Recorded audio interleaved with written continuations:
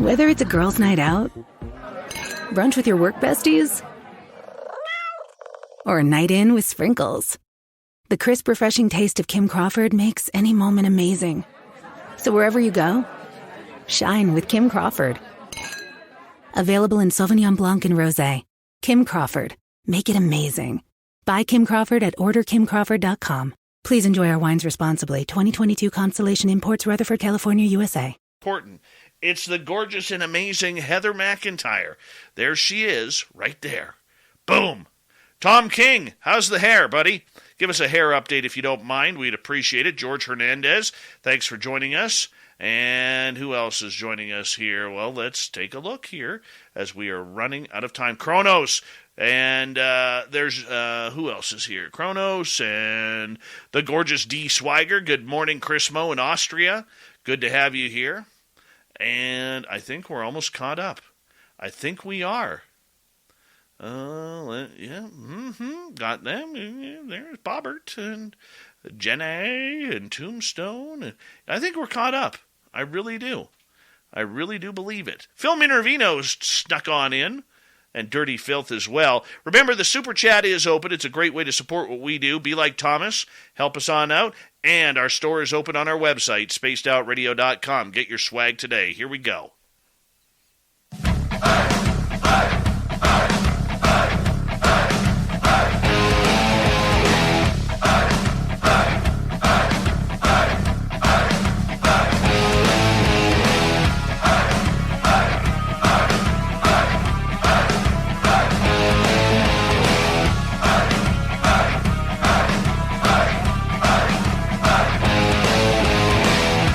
From the mountains of central British Columbia to you listening around the world, this, my friends, is Spaced Out Radio. I am your host, Dave Scott, sitting in the captain's chair of SOR headquarters.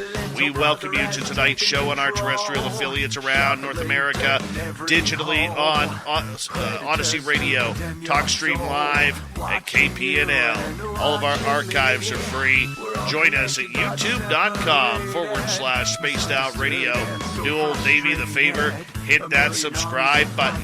You can follow us on Twitter at Spaced Out Radio, Instagram at Spaced Out Radio Show, and on TikTok at Spaced Out Radio. Our website, spacedoutradio.com. We have a plethora of features for you. Rock out to Bumblefoot, read Shirky Poo's Newswire, check out our swag as well. Tonight's show is brought to you by Chive Charities. Help make the world 10% happier by visiting Chive Charities today. You can find them on our website. We got a great show for you tonight. Dr. Simeon Hein will be here momentarily talking all things strange and weird. In hour number 3, we may go a little bit longer with Dr. Hein, depending on if he's tired or not. We're going to go to the swamp dwellers here. There is no UFO report because all of our guys are busy, but we may get into a discussion about aliens. Shirky Poo has the news. Dr. Simeon Hein received his degree in sociology from Washington State University in 1992. His main areas of interest include nonlinear research methods, complexity theory, and technology and society. His first learned in remote viewing in 1996 and has also pursued crop circle research since then. He teaches resident viewing at Mount Balti Institute down in Boulder, Colorado. He's been doing that since 1997. He's got a brand new book out. It just came on the market 2 days ago, called Dark Matter Monsters. We highly suggest you head on over and find that book on Amazon and wherever else it could be. But we are in for one heck of a show tonight. Where it goes with Dr. Hein, you never know. I'm not even scripting this one because it's just going to be way too awesome. Dr. Simeon Hein, it's been a while since you've been on Spaced Out Radio, but hot darn, we're glad to have you back, my man. How are you? Hey, guys, and hey, Dave. Thanks for having me here tonight. I'm doing great. How are you doing? I am wonderful. You know, it's a great way to kick off the week. I am sad, though, that later this week I'll be in your neck of the woods Yeah. And you're going to be up in Washington State, I believe. Yeah. We're going to be crossing paths somewhere in the sky We will. over Oregon or Nevada or someplace like that. But, it's so good to have you back on the show. And I really want to say thank you to our good friend Jules in the chat room on YouTube because she is such a huge fan of yours, and she's always hammering us. When's Simeon coming back on? When's he coming back on? And you know what? We deserve that. We got to have you on more often. Thank you. I met Jules in an RV class that I taught in North Idaho, Coeur d'Alene, Idaho. I think it was 2018. Jules, if I'm not mistaken, she was there, and she did some great viewing work, and we've stayed in touch ever since. Well, it's good to have you back here. And, you're very diverse because you have an educational, studious background. You are a doctor of sociology. You're somebody who comes from a real nuts and bolts type of atmosphere.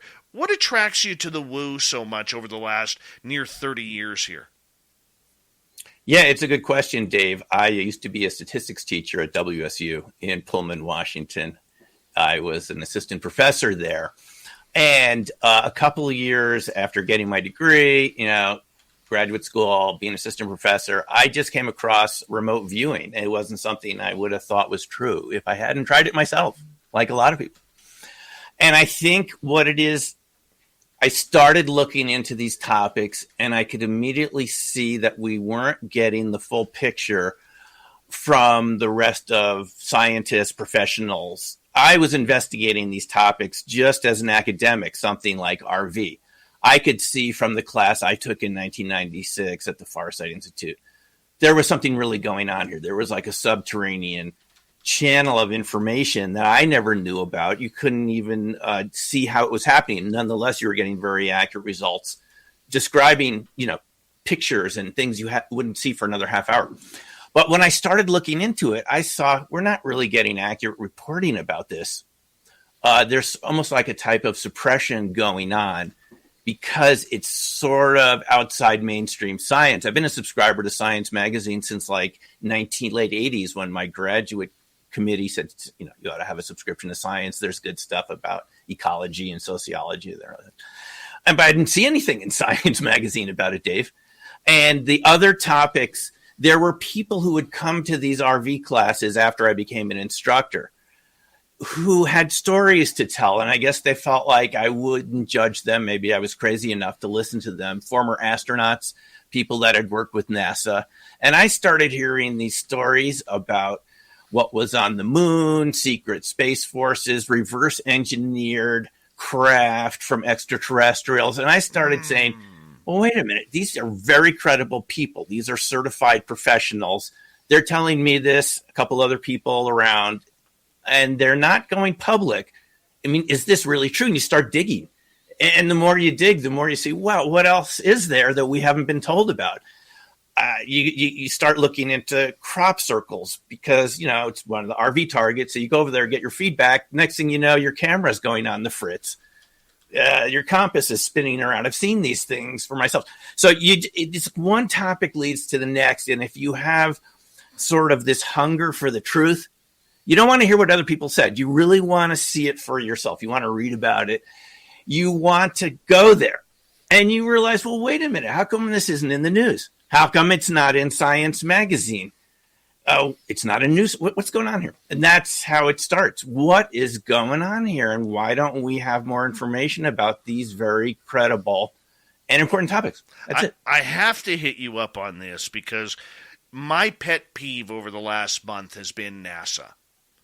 Actually, probably the last 6 months has been NASA. More recently, I've been very angry with them because I think it's absolutely unprofessional. And if you want to call it disgusting or whatever adjective you want to use, that they are pulling the wool over the public's eyes saying, hey, we're now getting into this UFO stuff. And, we're pretty interested. We didn't know any of this was going on. And yet, like you have said, and there's so much proof out there that NASA astronauts have seen things. are you as upset about me with Bill Nelson, the head? Don't you just want to scream at him through the television and say, open up your closet, open up your filing cabinets, and tell us what is there. Don't treat us like we're stupid. No, it's true, Dave. When I was working on Black Swan Ghosts, a book I wrote about all my contact with these witnesses, starting with the astronauts that I met in the RV class, the shuttle astronauts. I interviewed a guy named Dr. Richard Hoover, who was one of the top astrobiologists in the world. You know, hundreds of peer-reviewed papers, patents. He was an expert in extremophiles. You know, these life forms that can live in really hot volcanic vents and nuclear power plants and all this, right? Cold, Arctic, right? He told me at a UFO conference, it was the opening, the International UFO Congress, when it had moved outside of Scottsdale, Fountain Hills, Arizona. We spent a couple days together. His story was amazing. He said that on many carbonaceous meteorites, you find extraterrestrial fossils. No. Things that if you found them on Earth, you would say, this is a diatom, this is a single-celled organism, it's a fossil, no doubt about it, 100%. And yet you find them in fossils from meteorites that have fallen to Earth a long time ago. And he told me that NASA told him not to talk about it. They said, please do not go to conferences and talk about all this because it'll upset the American public. They're not ready for this. And he eventually quit working for NASA because he said, I'm not going to be muzzled by some bureaucratic organization. These are extraterrestrial fossils. No doubt about it. I said, Richard, are you saying that life is all over the universe? That's why we see it in, you know, objects that come into our atmosphere, enter the solar. He said, yeah, it's all over the place. And a lot of it has the same structure that you would see on Earth, at least some of the things that we find in these meteorites. So this is someone I saw. I'm not surprised because when I asked him, well, what are they doing? He said, there's a timetable. They have a timetable for releasing this information. And what they're telling me is I'm going ahead of their timetable, so I'm quitting. But it's really astounding. I mean, he showed us the photos of these fossils, and he said, no, life is all over the universe. We're just one planet of many planets with life on it. Yeah, it just absolutely stuns me because I know there's answers out there. I've talked to people, much like you have, who know that there's answers out there. They've seen the true videos. They've seen the true photographs. They've heard the true communications.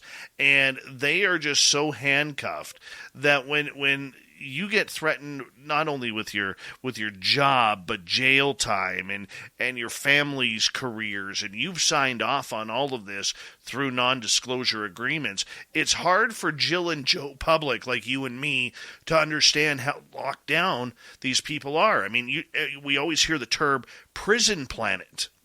Right. But that's exactly what a lot of these people live in.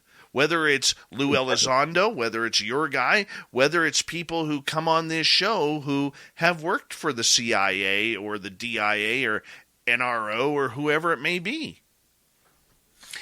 Absolutely right. These large organizations, you know, they can only go so fast to say what they want to tell us. And there's like a speed limit based on their degree of bureaucracy, I guess.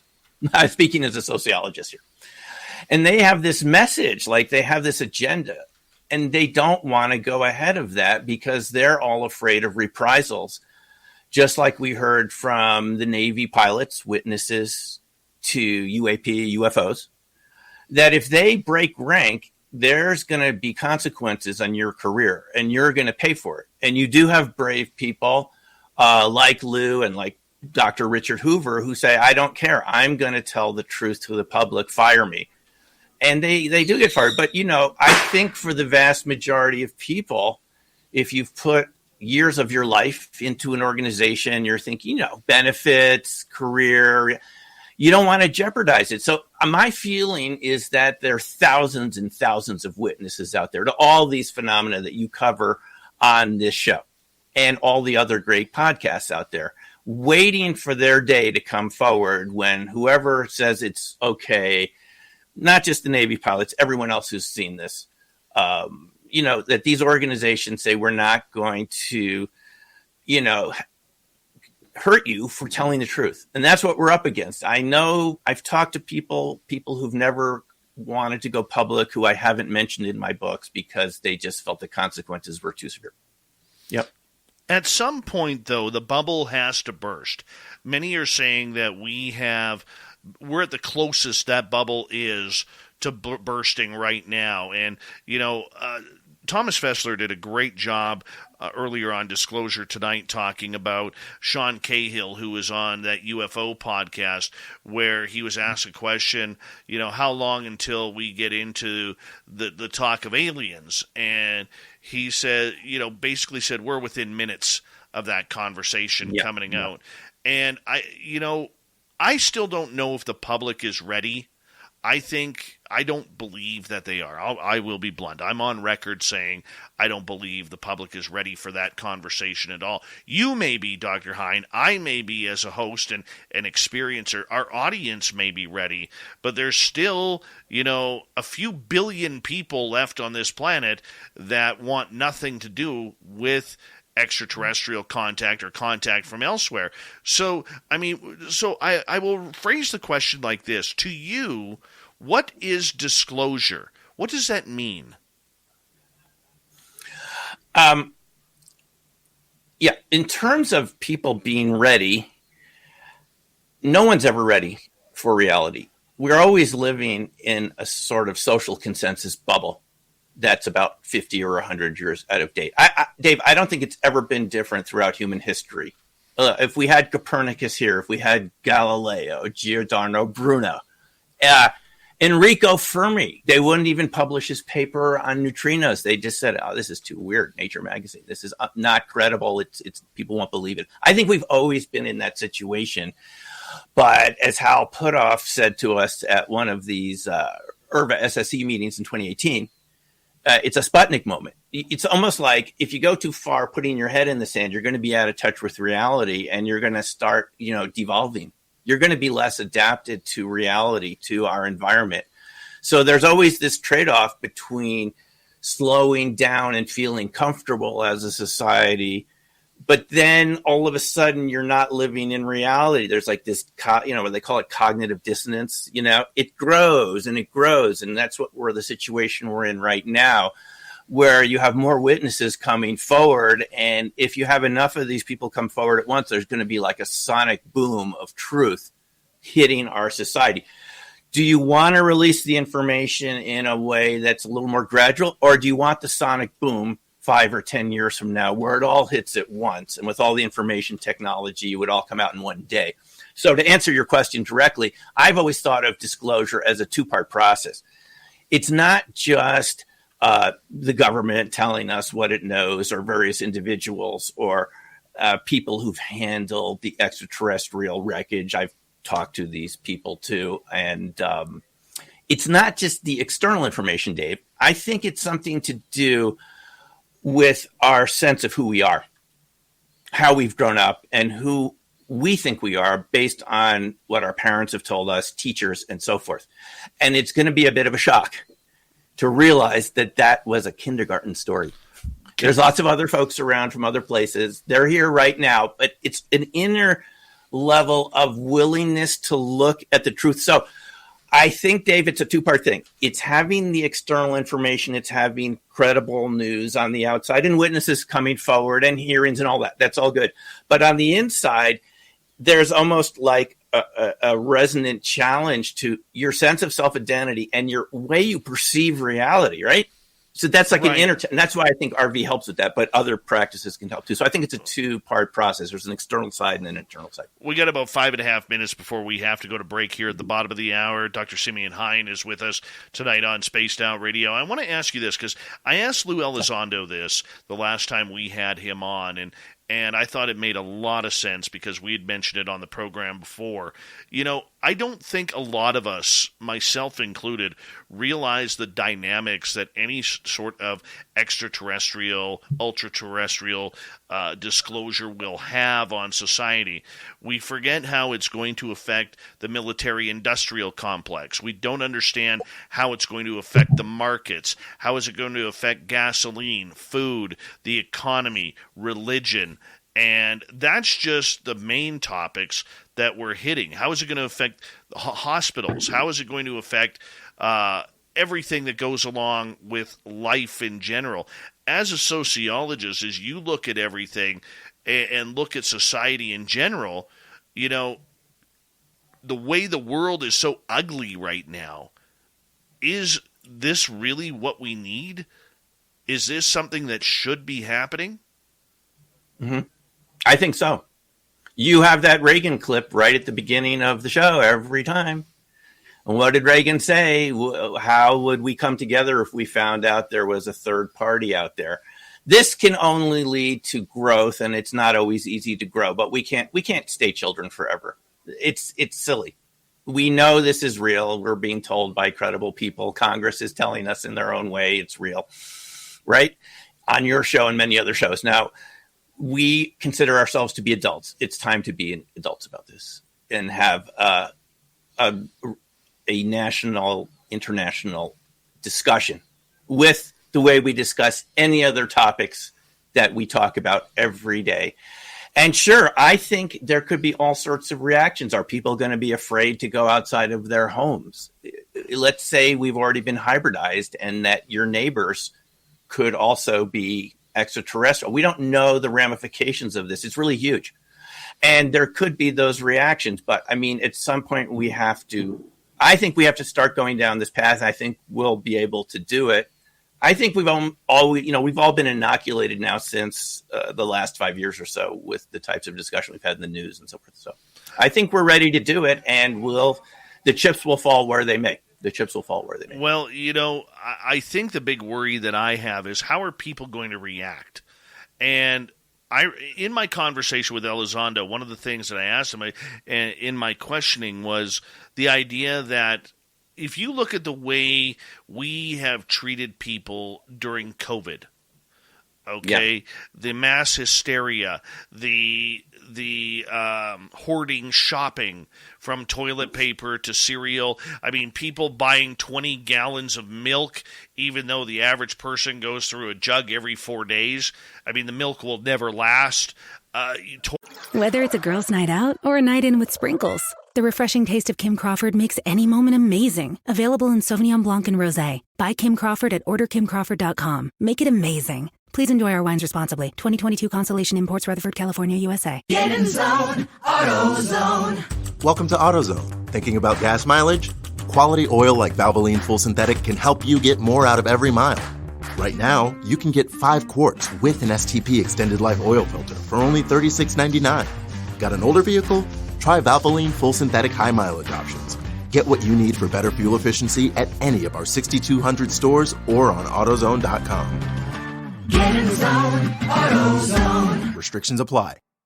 Toilet paper, as I said, any type of drugs from Advil to Tylenol. We haven't treated people very well over the last couple of years. And Elizondo actually stated that was actually, the government was actually watching that on the UFO team. I shouldn't say the government. The UFO people were actually watching that to see how people would react. With 2 minutes to go, I mean, aliens, man, I can't see people smartening up. We're too paranoid right now to smarten up and all of a sudden, like you say, grow up to this subject. Yeah, no, Dave, we don't know what's going to happen. But, you know, I think the other side is you keep suppressing it and we increasingly get out of touch with reality and things change around us and we're less adapted to our world and our universe. I mean, there's a cost to that too. I know how my RV students will react to it. They're going to take out a sheet of paper and start going through phase 1, phase 2, and go through the protocol and see what they get. Kind of kidding about that, but the point is there's ways to get people ready for dealing with the unknown. You don't always have to be afraid of everything that's unknown. I mean, the first time you rode a bike, you probably scraped your knee. You still ride a bike. So, I mean, I think we're stronger than we think we are, and I think we can do it. That's just my view. Well, you're a lot more positive than I am on it, and Okay, I hate to sure. be the negative Nancy coming down on this, but I mean, I just don't know. I don't know who's in control. I have my feeling. In my presentation this week in Denver, one of the questions I'm going to ask, which I've posed to my audience, is why now? We haven't had any journalist or anybody ask that question, and I think it's a split decision. Those who believe that maybe the phone call was answered, and those who believe that it's time to start figuring out what's in our sky. But Dr. Simeon Hein, I'm going to get you to hold on here for just a couple of moments because we are going to go to break here at the bottom of the hour. Dr. Simeon Hein is our guest. He's got a brand new book out called Dark Matter Monsters, which we're going to learn about a little bit later on in the show. It is an ebook that you could pick up, I believe, on Amazon, correct? Yeah. On Mm-hmm. Amazon. Well worth your read, well-studied book. It is a good one. And when we return on Spaced Out Radio, let's get into some remote viewing. I'm looking at this, and I'm seeing a Gibson's guitar hanging on the wall of Dr. Simeon Hein. It may be red in color. Na. Spaced Out Radio continues after this.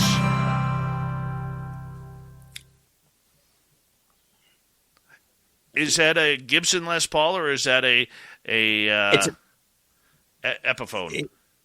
That's an Epiphone. That's an Epiphone imitation. Sounds pretty good. Love it. And I like it sometimes, and I got a Strat down here too. So nice.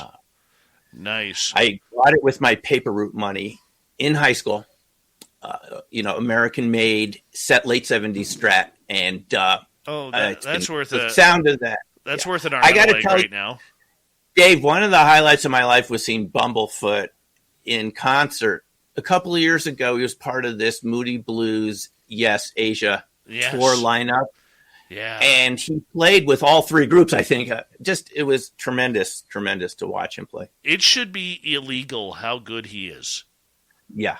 It really should be. Like, it amazes me, you get somebody of that talent and that they aren't everywhere.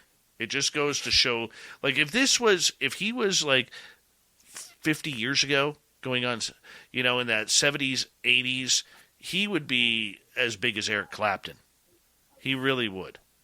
He did an amazing job on one of Rick Beato's videos a couple days ago when Rick had alternate versions of the solo of AC/DC's Back in Black. Yeah. And Bumblefoot did it with his fretless guitar. It was awesome to listen. It was a great song, but it was great to hear a couple variations from some, and Bumblefoot was one of them. So that was really, people should check that out if they love really good guitar. You know what? And I got to tell you, he is as nice a guy in person as he is, just with his generosity. Every time I'll message him, he will actually ask me how my son's guitar lessons are going. And he doesn't just say, how's your son's guitar lessons going? He'll actually use my son's name. And to me that measures a lot of a man. You know what I'm saying? Oh yeah. And it's so appreciative. Like it humbles me that here's this rock star. He's worth millions. There's bands all over the world begging for his talents, and he has time to ask about a 9-year-old boy who's taking guitar lessons by name. Yes. That says a lot about the man that he is. Yeah, there are some really cool musicians out there that are also great people and great guitarists, and I feel like I've been fortunate to have been around some of them, having grown up since the 70s with great bands back then. I grew up near New York City, so I could go to Madison Square Garden. My first concert was Led Zeppelin. Nice. Yeah, and I still remember John Bonham's, the drums. So, Madison Square, it's huge, and the energy of those four guys. It was just incredible, and I've been playing guitar ever since. It was just to see that was really 77. My little guy the other day, we're a Jackson guitar family. I haven't approached the Les Paul side of things yet, because that's just a hell of a lot more expensive. But my little guy the other day, he was playing on one of our guitars, the only one we have that has a whammy bar on it. And I'm taking him to see this metal group called Avatar later this month. They're out of Sweden. And one of their songs called Hail to the Apocalypse starts off where they're just really strumming hard on the top string, and their other hand is underneath the guitar, bringing down, like hammering on the whammy bar. And so my son was hearing that. He's like, I'm going to try that. So he goes and tries it. But instead of getting Avatar, it starts sounding like Iron Man from Black Sabbath. And my son is like, oh my God, Daddy, that sounds like Iron Man. And I'm like, well, play it.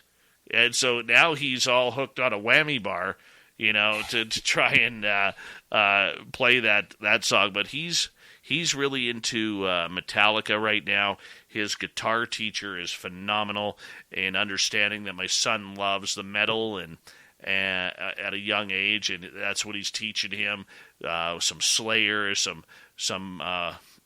Black Sabbath and stuff like that. I'm just going to quickly open the window here. Excuse me one second. She's a little warm in studio tonight. I'm reading the comments here. We've got some great folks in the audience tonight. Oh, yeah. Yeah. A lot of your fans in here. Hey.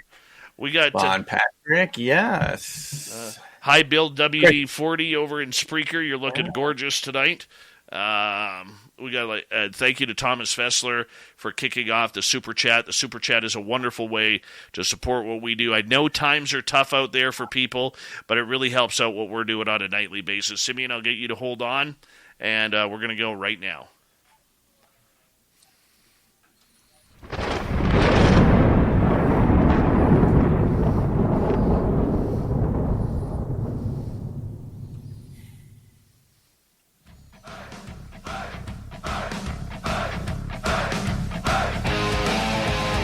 Second half hour of Spaced Out Radio is now underway. Good to have you with us. My name is Dave Scott. Very much appreciate earning your listening ears wherever you are on this beautiful planet we call Earth. Want to remind you that if you miss portions of this show or others, check out our free archives at youtube.com/Spaced Out Radio. Do old Davey the favor, hit that subscribe button. Our website is spacedoutradio.com. We have a plethora of features for you. Rock out to Bumblefoot, read Shirky Poo's Newswire, check out our swag as well. Follow us on Twitter at Spaced Out Radio, Instagram at Spaced Out Radio Show, and on TikTok at Spaced Out Radio.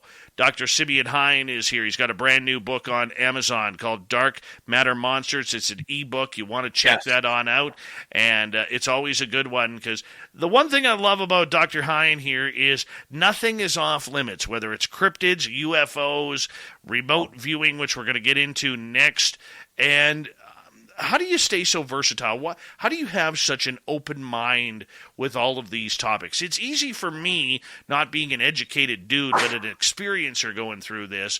But for you, being as highly educated as you are, to have that open draw towards this.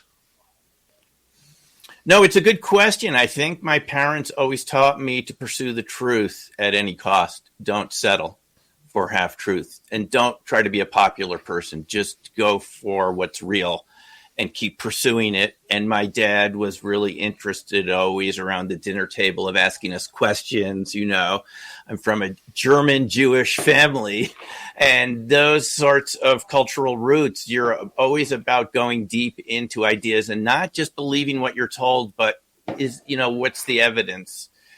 It's just the background that I'm from. But look, our lives are all very short. We're not here forever. Do you want to know what's going on, or do you want to know what you've been told? It's different. And the more I went into these topics, Dave, and everyone who knows me, there's a really huge story going on out there, and we only have a tiny percent of it. Don't you really want to know what's going on? Forget the stories you've been told in school. Forget what the news tells you. What is really happening out there? It's a different story.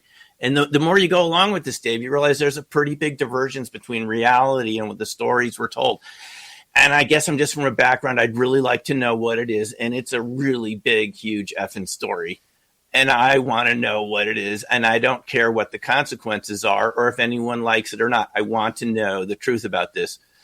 All these topics, Dave, they're all connected. And it's all, this is a huge story and we're part of it. I think it's our right to know what is our place in the universe. And that actually led to my next question of whether or not you felt it was all connected, because for so many people who look into these, and 98% of the people who are looking into this, Dr. Hein, we're amateurs. We're not scientists. Yeah. We're not researchers. We are amateurs who have had maybe an experience or a general curiosity that has led us down the paths that we have gone down. You know, I wouldn't be back in radio if it wasn't for my own experiences, as an example.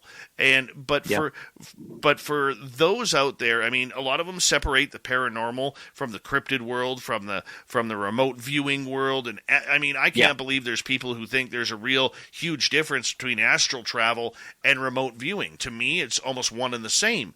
But in this field, we have debates like that. So for you, looking at it all being interconnected, how do we solve something this large when we can't even agree that remote viewing and astral travel are pretty much one of the same?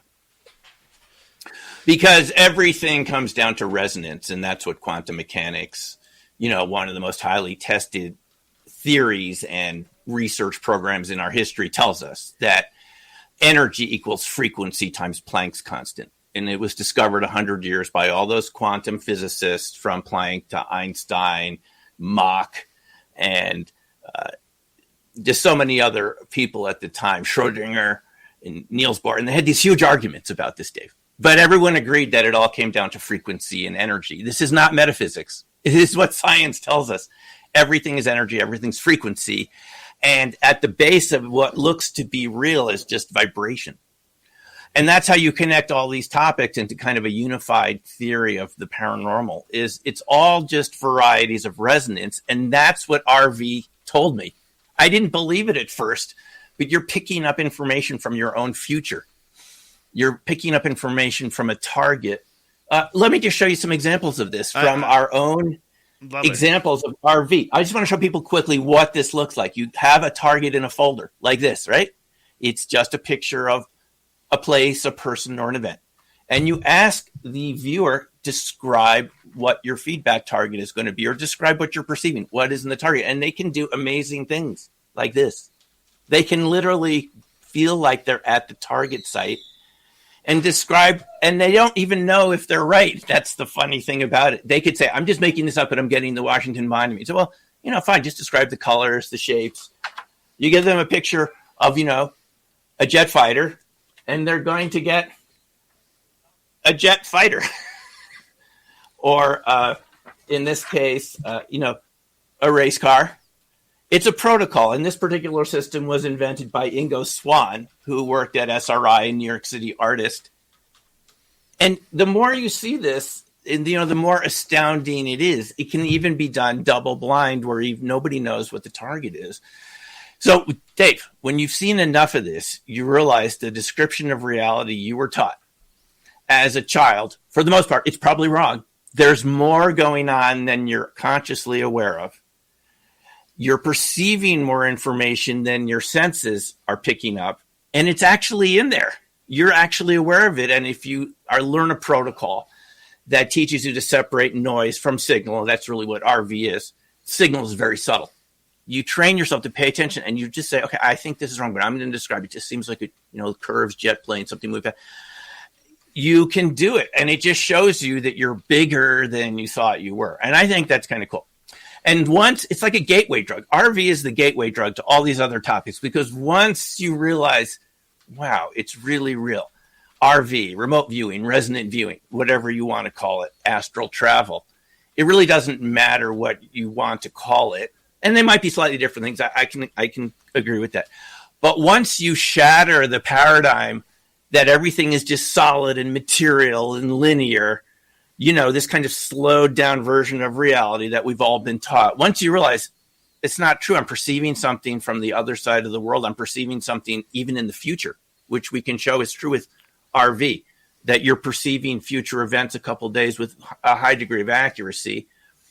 Well, then what else is true that you haven't been taught about? That's how I was thinking. What else could be real that nobody taught me about? I mean, not in high school, not college, not graduate school. But Dave, by the time you get your PhD, you think you know what's going on. I did. Of course. You think I'm Dr. So-and-so now.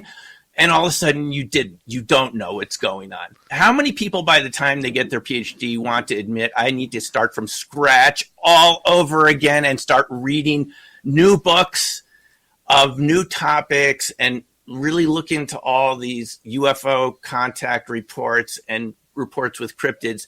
Maybe that's all true too. Oh my God. And you start looking with fresh eyes and you realize there's another story going on. And like the people who listen to this show have a certain degree of courage. Let's find out what it is. And then you start seeing there's a lot of evidence you were never told about. And isn't science based on evidence? And now we have a debate going. Let's talk about the evidence. So Dave, that's how it works, is if you're following breadcrumbs and you're honest to yourself, you're saying, well, wait a minute, this seems pretty darn credible. I don't believe what these skeptics have said about it. I'm talking to this person and they're telling me there's more witnesses. Like I told you, Dr. Richard Hoover, and these are people are telling me, no, NASA has a timeline. They know about it. They don't want to talk about it. And you encounter more of these people. Anyway, you just start seeing there's a whole nother description of reality. It's bigger. And we have the science to deal with it. Even Colin Keller and George Knapp in their book, Hunt for the Skinwalker, there's some great quotes in there where they say, no, this isn't non-scientific. This is exactly what quantum mechanics tell us. And it's funny, in that book, Hunt for the Skinwalker, they don't get to the multiverse stuff till the epilogue. I'm going through it recently, saying, oh, this is good. It sounds like multiverse. When are they going to bring this up? And finally, the epilogue. Oh, yes, we're going to talk about Hugh Everett III and Max Tegmark and all sorts of people that have proposed parallel realities. And they conclude, oh, this is all consistent with science. Well, it's a little different science than we were taught, but yeah, it's scientific. I want to ask you, and I've never asked this to a remote viewer before, okay, but I'm hearing more and more of this where people have this natural ability to remote view or astral travel. Yeah. Are those people easier to teach than someone who's just like, hey, I've never done this before, but I'm interested. I want to take these courses. I want to learn how to do it. Or are they more difficult because you don't know what progression they are at that point, having it happen naturally? Yeah, no, it's a very good question. I think it's really hard to know ahead of time who's going to be a really accurate remote viewer. Because you would tend to think it would be the people, some people have called that the sheep goat effect. That the people that are open to it tend to be better. And we've heard that that's true, that the people that, are a little more open-minded might be better at it. Yet, at the same time, if you ask someone like Russell Targ, he's responded to this question many times at the IRVA conferences, International Remote Viewing Association conferences. I have one's coming up soon in Menlo Park at the end of July, by the way. He's been asked this question. He always said it was the skeptics from the intelligence agencies that would come out to monitor them at SRI, and they would say, well, will you become the viewer? We're going to let you do it. We're not going to prove it to you. And they would start doing this, and they would say, there must be a trick. You were piping the sound in subliminally, or something. And they would insist on being locked in the room, and the protocols got stricter, and they still were good viewers. So sometimes it's people that you didn't expect. Now, I asked this question of Ingo Swann at one of the IRVA conferences in Vegas. Oh, it was probably around 2005. And he said it's musicians and artists that are better at this because they're already opening to listening to the right brain. And we know that RV comes more from the bicameral brain, that there's evidence for that the right brain does different things. The right brain is more holistic and, design oriented, and the left brain is a little more analytical and linear and rational.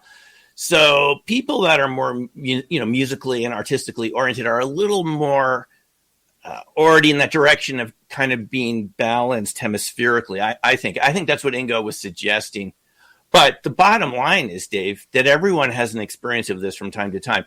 And I think you know what I mean. You get this premonition sometimes about people in your lives, loved ones, family. trips you're about to take, maybe the route you're going to take commuting to work. And you just get a feeling about it. It turns out to be accurate. I hear this all the time from all sorts of people who've taken the classes and just ordinary people. And you find the premonition turns out to be true. Like you pick up the phone, you know who it is, that sort of thing. You get a feeling you should call so-and-so and something happened. That, again, is the resonance. I mean, it filters through the ethers because everything is... Get in zone, AutoZone. Welcome to AutoZone. Thinking about gas mileage? Quality oil like Valvoline Full Synthetic can help you get more out of every mile. Right now, you can get 5 quarts with an STP Extended Life Oil Filter for only $36.99. Got an older vehicle? Try Valvoline Full Synthetic High Mileage options. Get what you need for better fuel efficiency at any of our 6,200 stores or on AutoZone.com. Get in zone, AutoZone. Restrictions apply. A career in sunny Florida awaits you. Join our security, dealer, and cash operation teams at Seminole Hard Rock Hotel and Casino in Hollywood, Florida. Receive up to a $2,500 sign-on bonus, and relocation assistance is available. Visit GoToWorkHappy.com and apply at Seminole Hard Rock Hotel and Casino, Hollywood, Florida. That's GoToWorkHappy.com and join our team at Seminole Hard Rock Hotel and Casino in Hollywood, Florida. Is energy, and energy isn't contained. It spreads out throughout the matrix. That's what Ingo called it, the matrix, before the movie. Gotcha. And there's a matrix of information, and the future is there. The past. If you want to wrap your mind around this, guys, it's almost like everything's happening at once. And what we're perceiving right now is a tiny little sliver of what you can handle. And all these different realities are stacked together, but there's bleed through. There's bleed through between the parallel realities. And for me, that's the model that explains it. So it's not kind of surprising that if you, like when you throw a rock into a pond, some of the waves go that way, but some come back to you. And some of your own future is already coming back to you, and people you're in resonance with, people in your life. And I think it's how nature works. It's almost our sense of this mechanistic way we were taught that's really the aberration, not the fact that we can all do this. So people who can do this naturally, is this just an ability that they know? Like, I'll be honest with you, I can astral travel. People have asked me, how do you do it? I can't explain it. I don't know where. It's not something that I could say I've done it maybe 12, 14 times. Okay, 15 times. It's not something that I practice. It's not something that I don't think I'm accurate about. I would say on an accuracy level, I'm probably between 60 and 80% in there. But for many others, they are just bang on. They're so in tune with their own consciousness and their own intuition that they can go into a situation that's free and clear of themselves and be 90 to 95% of accuracy of what they're seeing. Right. Is the brain functioning a little bit different? Is that what it is? Well, that has something to do with it. We all have this conditioning for those of us growing up in a Western society to be, rational and linear and analytical. But what I think is going on is that we're all multidimensional beings naturally, pretending to be linear and rational and mechanical during our conscious waking moments, if that sort of makes any sense. Right. You could almost look at it, Dave, like the waking state is a type of a dream, a delusion from a multidimensional state, that is reality. But how much of that can you handle at any one moment? And we are physical beings, who have physical and biological things we need to take care of every day. So we're really focused. And the evidence shows. If you look, one of Ingo's favorite books that he would talk about is The User Illusion by Tor Nordstranders, a Danish science writer. And what this book showed, I came across it before hearing about it from Ingo, but it's a great book from around 2000, where he shows that what we're conscious of, forget RV for a second, what we're conscious of from our senses, do you know how small that is of the total amount of information that we're actually taking in every second? It's on the order of a 10,000th of a percent of all the information. I think Nordstrander said we're perceiving about 16 bits out of 40 million per second. 16 bits is like a CD. You remember the CDs before we went, CDs 16-bit. That is the amount of information we're perceiving per second out of 40 million that come into our consciousness. So you could say that we're unconscious while we're awake. No joke. If that's true, if neurotransmitters is correct, we're not even awake right now. What we're perceiving is a tiny sliver of reality. Is it any surprise that there are other things happening, other beings, other types of energy around us that it might take a little bit of training to learn to perceive again, like when you were a little kid? And people said, oh, those are just imaginary friends. But maybe it's just much bigger than your conscious mind can handle. Now, look, we're people that live in reality. We have to focus. It's nothing wrong with that. To survive every day, we're all very busy people, challenged by lots of things. So we have this very strong focusing mechanism, but that doesn't mean that that's all we're perceiving. That just means that's all we've been trained to look at. And actually, we've been discouraged from broadening that bandwidth. I would say the analogy, Dave, is like this. There's lots of radio stations on the AM and FM dial or even the internet at the same time, and we're just tuned into one, but that doesn't mean the other ones don't exist. You're just tuned into one at that particular moment. What about children? We never hear about children remote viewing, or you made a good point earlier on, about a minute ago, about, that we kind of ignore children when they say they're seeing things, and we dismiss it as imagination or fantasy friends or whatever it may be. Yet, I've always heard this from my spiritualist friends and people who are way more in tune than me, that we as children start to lose perception of our consciousness and our abilities between the ages of 7 and 12, because that's really where society starts to take a handle for us. Kids start to learn embarrassment and feeling, bullied, and they start questioning what they've learned because other kids know different, and maybe it's cooler what those other kids know. So, how do we bring this back out of children? And, let's get the child portion of this, if you don't mind. No, I think that's absolutely right. RV is something I think we all did naturally as kids. And, when I do my classes, I tell people this is not something that you need to learn how to do. It's something you need to remember how you did it when you were a kid, before you were told to stop daydreaming and stop playing with your imaginary friends. Some of them being your furry imaginary friends in the forest that your parents said, oh, that's just, that's just your imagination. But maybe it's not. I think what you're saying is true. This is our natural state. And because of our socialization, which I'm not saying isn't necessary for society to function the way it is right now, but that doesn't mean the bandwidth hasn't been narrowed down to become more practical. But the cost of that is we have this sense of loss of, we're out of touch with who we are. We're out of touch with our natural abilities. Sociologists call it, like Max Weber called it, disenchantment. This feeling of meaninglessness. That's the cost of losing touch with these abilities, because in reality, life is full of these wonderful things that happen.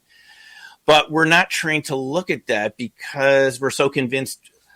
It's really about, like what you're hinting at, the way we appear in front of other people, being respectable, being fitting in, that conformity that's driven into us.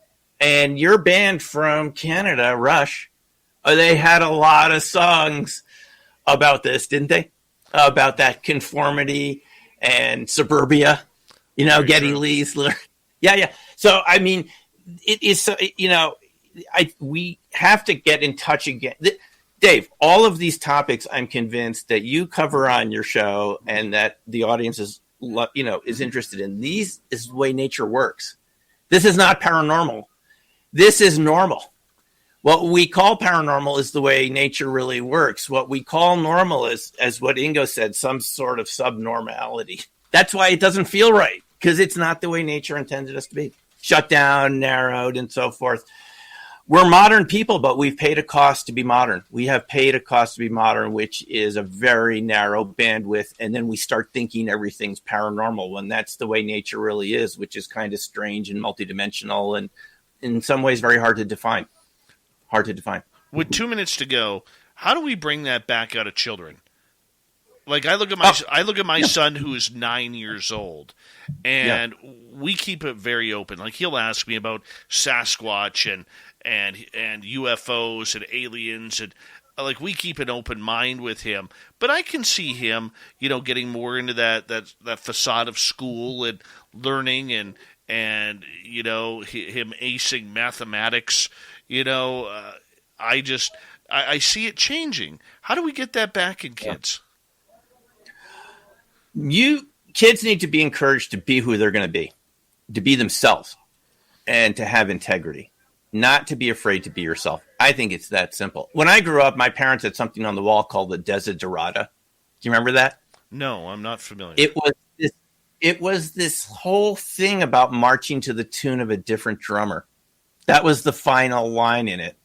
And I used to read this on the wall in my house, and I grew up believing it. It was about being true to yourself and not being afraid of what other people think of you.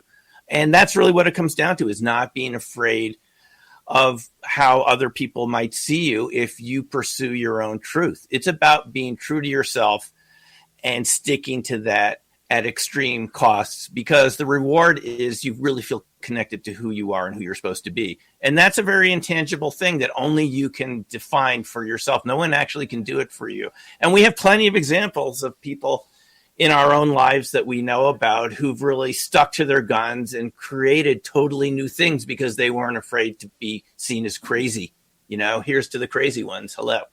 So that's really what it comes down to, is not educating everyone to be the same, to be a puzzle piece that fits in all the same, square shapes and so forth.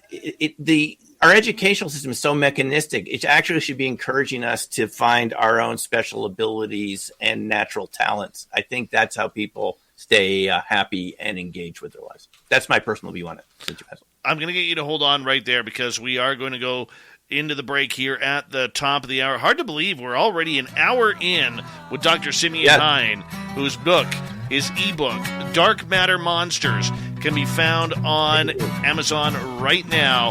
When we come back, we'll take some of your questions. We're going to get into some cryptids. We're going all over the place tonight with Dr. Hein because he's just that awesome. We'll be back with hour number 2 of Spaced Out Radio right after this.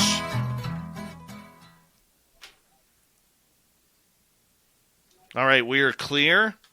Okay. Thank you. My last 4 super chats, all Canadian. Thank you for the non-treasonous money that you are putting towards Spaced Out Radio. We're having some fun with this tonight. Dirty Filth, you're about to take this thing over, man. So tell us what you got so far, man. Well, it's a cartoon so far, Dave. But we'd like to. All right, I'll be right back. Wonder why you. But he's gonna run away after saying words incorrectly. Unbelievable. Classic Dave Scott. Facade. Unbelievable. He did that on purpose, everybody. But nonetheless, this is a cartoon of at least a cat and possibly an alien.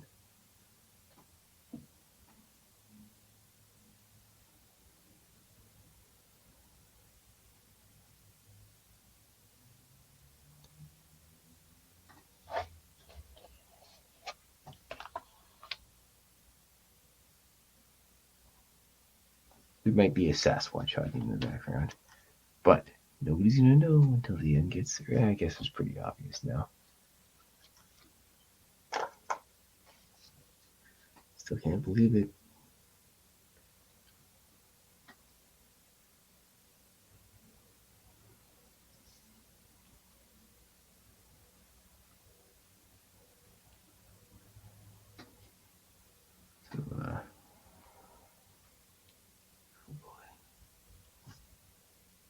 Went to my dad's tonight, and some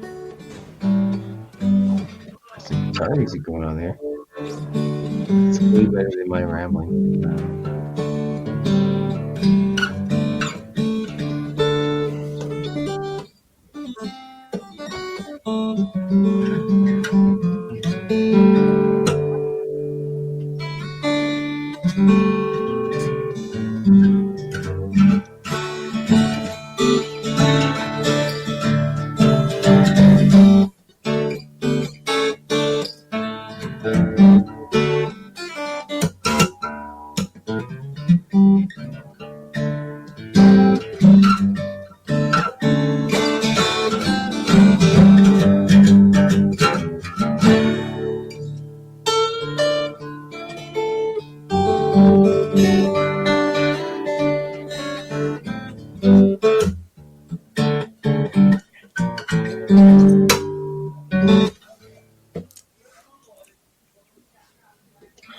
But you can't stop now. Keep going.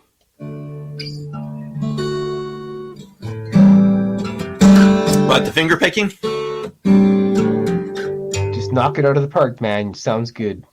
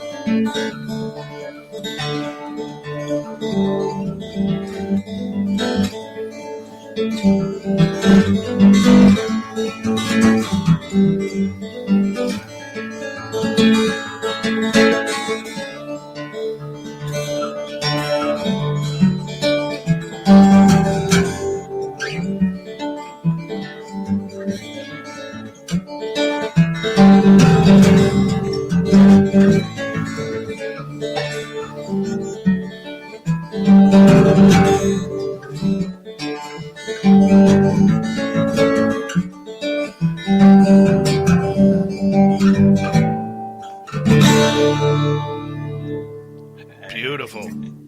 Beautiful. Yes. There's nothing like a Loudon. And there's a crop circle story connected to this guitar. You have to, I'll tell you about it. Oh, yeah. We're going to get into a lot more with that, too. What kind of acoustic is that? That sounds beautiful. That is a Loudon from Northern Ireland. And I actually brought it back to Belfast for them to repair it once after one of the crop circle tours in the 90s. So I got to visit Ireland, Northern Ireland, to repair some cracks in here that happened because of the dryness of Colorado. Right. Beautiful. And yeah, and you know what they did to fix it? These cracks? They let it sit by an open window next to the Irish Sea for 3 months. That's Beautiful. what they said. Hold on right there. Here we go. Sorry about that. Good. You're listening to Spaced Out Radio with Dave Scott. Follow Dave on Twitter at Spaced Out Radio and on Facebook, Spaced Out Radio Show. Hour number 2 of Spaced Out Radio is now underway. My name is Dave Scott. Thank you so much for taking the time to join us. We really do appreciate earning your listening ears wherever you are on this beautiful planet we call Earth. Hi to everyone listening in on our terrestrial affiliates around North America and digitally on Odyssey Radio, TalkStream Live, and KPNL. All of our archives are free. Join us at youtube.com/Spaced Out Radio. Do old Davey the favor, hit that subscribe button. The Desert Clam has set the password for tonight in the SOR Space Travelers Club. Kibble. Kibble is your password. Use it wisely, Space Travelers, as the Clam sets the password each and every night right here on Spaced Out Radio. Our website is spacedoutradio.com. We have a plethora of features for you. Rock out to Bumblefoot, read Shirky Poo's Newswire, check out our swag as well. Follow us on Twitter at Spaced Out Radio, Instagram at Spaced Out Radio Show, and now on TikTok at Spaced Out Radio. We continue on tonight with Dr. Simeon Hein. He's got a brand new book out, an ebook called Dark Matter Monsters. You can find that on Amazon right now. It just came out 2 days ago, so it's literally brand new. You want to add it to your library. And we're going to get into some audience questions and some cryptid talk in this next half hour. Dr. Hein, welcome back. Thank you. Thanks, everyone. Good to have you here. Let's get to some audience questions right off the back. Kim is asking, is space-time dead? Is there a new fundamental theory? Is space-time dead? You mean like general relativity theory from Einstein? You know, like space-time, gravity. Yeah, I do think there is a newer theory, and that's why I wrote a new book about it. There are other states of matter that are around us, and I wouldn't say that space-time is dead. It's just there's more space-time than you thought was there. How about that? And it's multidimensional, and there are other states of matter that come in and out of that you may not see all the time, but they're there. So I think there is new ideas, and I think it comes out of linear low-energy nuclear reaction, what used to be called cold fusion, condensed matter, other states of matter beyond plasma, self-organized states of quantum coherent matter. So, yeah, I think there's a new theory, and I think we can talk about that. Mm-hmm. Well, let's take a 90-degree turn here for a quick second because, you mentioned the multidimensional theory, and, I always wonder if a lot of these cryptids, a lot of these creatures or whatever are being seen as doorways to these other dimensions are opening up, kind of like portals, and we actually get a television-like view of these creatures. Where do you stand on that? Well, I think the evidence is really pretty clear here, is that there are life forms at other frequencies that we may not perceive. We were talking about that in the previous hour. You just don't perceive all the frequencies that are out there. What percent of even physical light do we perceive? A tiny percent of the electromagnetic spectrum, our senses. It's just a small fraction.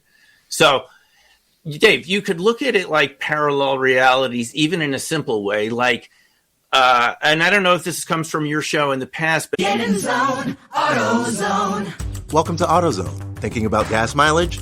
Quality oil like Valvoline Full Synthetic can help you get more out of every mile. Right now, you can get 5 quarts with an STP extended life oil filter for only $36.99. Got an older vehicle? Try Valvoline Full Synthetic high mileage options. Get what you need for better fuel efficiency at any of our 6,200 stores or on AutoZone.com. Get in zone, AutoZone. Restrictions apply. Welcome to Season 2 of The Outthinking Investor, an award-winning podcast from PGIM. We'll bring unique perspectives to the underappreciated challenges and overlooked opportunities. We'll speak with global thought leaders and PGIM experts to understand the current trends and forces reshaping global finance. Subscribe to PGIM's The Outthinking Investor today for these insights and more. This podcast is intended solely for professional investor use. Past performance is not a guarantee of future results. But even when you go by ants, they're kind of in a different reality. They're not really aware of you, and you really don't know exactly what they're doing, but they're next to you, right? But they probably don't even see you.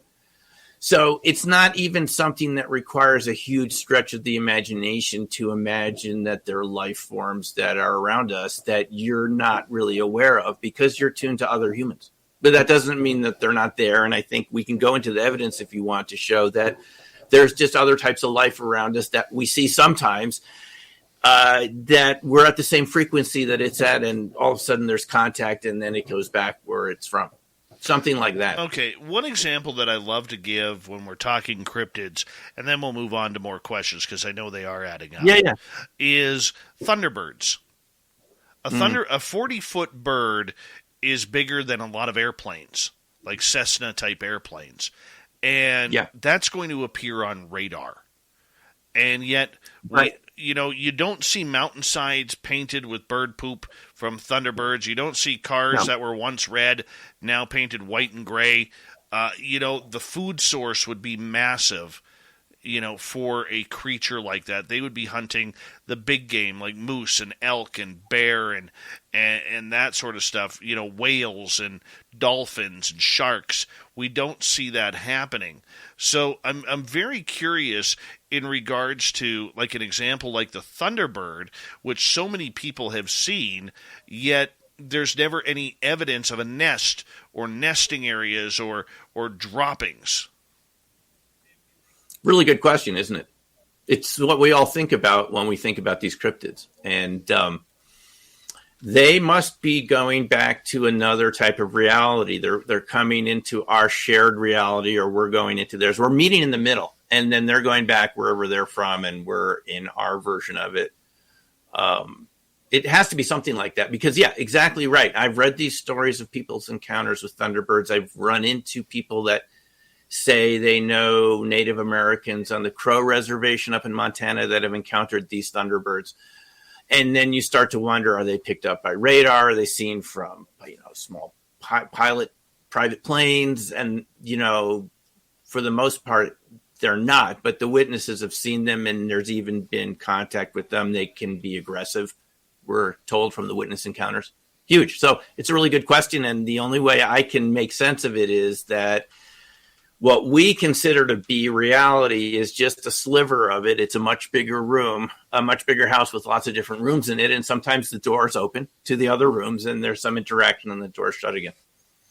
All right. That's how I look at it. I can be wrong, but that's what I do. Love that answer. So thank you so much. Let's go to Christine. Simeon, how did you get into remote viewing or resonant viewing? Were you born with it, or did you have to learn it through training with others? No, I heard someone talking about it on my local radio station, and I was initially skeptical. It was Courtney Brown from the Farsight Institute. Back in '96, he was on this local the KGNU radio station here in Boulder. And I heard him talking about it, and there was a part of me that was kind of incredulous. Again, I had just gotten my PhD. I thought, I don't think that the average person could do this. I thought you have to be special. We had all seen those women psychics on TV in, I think it was the 80s, right? They would do the psychic detective work and so forth. So I knew about this. I thought you had to be special, but I thought, listen, the only way to find out if this is real is go and take his class. And then you'll know either it doesn't work and he's making this all up, or this really works and what you thought reality was actually just a small version of it. So it was actually taking a class and doing things like I showed you in these sessions a few moments ago. Actually, the first real target contact I had, I think it was the target of Cancun, Mexico. And it was shocking to see I'd drawn a beach. I had drawn waves, hotels behind the beach, people speaking Spanish. And you think, I'm making this all up. Then you see the picture. You can match the rocks that you drew in your session to the rocks in the target photo. I mean, it's a mind-blowing experience to do this for the first time. You should try it in any way you can. And then you say, wow, how did I do that? That's how it all starts. Awesome. Dr. Simeon Hein is here tonight. All right, let's continue on with another audience question from Kronos. What is your site to sign up for your RV lessons? Oh, it's virtualviewing.org. virtualviewing.org. And I have self-paced classes. There's even a free class. You don't even have to pay anything. I have a whole series of videos you can go through and learn what it's like. I've been doing them over Zoom, Dave, because, I used to have people come here to Boulder and be a lot of fun, or travel to another location, but, COVID came along. So I've been doing them over Zoom. And we finished a couple of classes, beginning and advanced, just in June, May. So I'm taking a little break for the moment over the summer. We'll have some Zoom classes again in the fall. That sounds like fun. Sounds like a lot of fun, to be blunt. It's a lot of fun. It's just fun to learn about yourself. It's not about being special and having special abilities. I know there's this spooky aura around these topics, but that isn't how Dr. Hein sees it. Dr. Hein says these are natural things. This is how nature intended it to be. I'm not trying to be religious, but this is how nature works. It's just about doing things the way nature does, and nature works through resonance. So you're just tapping into what's already there. And that's what I think is really neat about it. It's not, not learning something new, remembering how to do something you already know how to do. All right. Jules, she is asking, what is the connection between coherent matter and cryptids and poltergeist stuff? Great question, Jules. Glad you asked. This is really the biggie for me. And in looking at all these topics, Dave, it started for me in the crop circles. We were given this crop circle target in 96 in the RV class back at the Farsight Institute.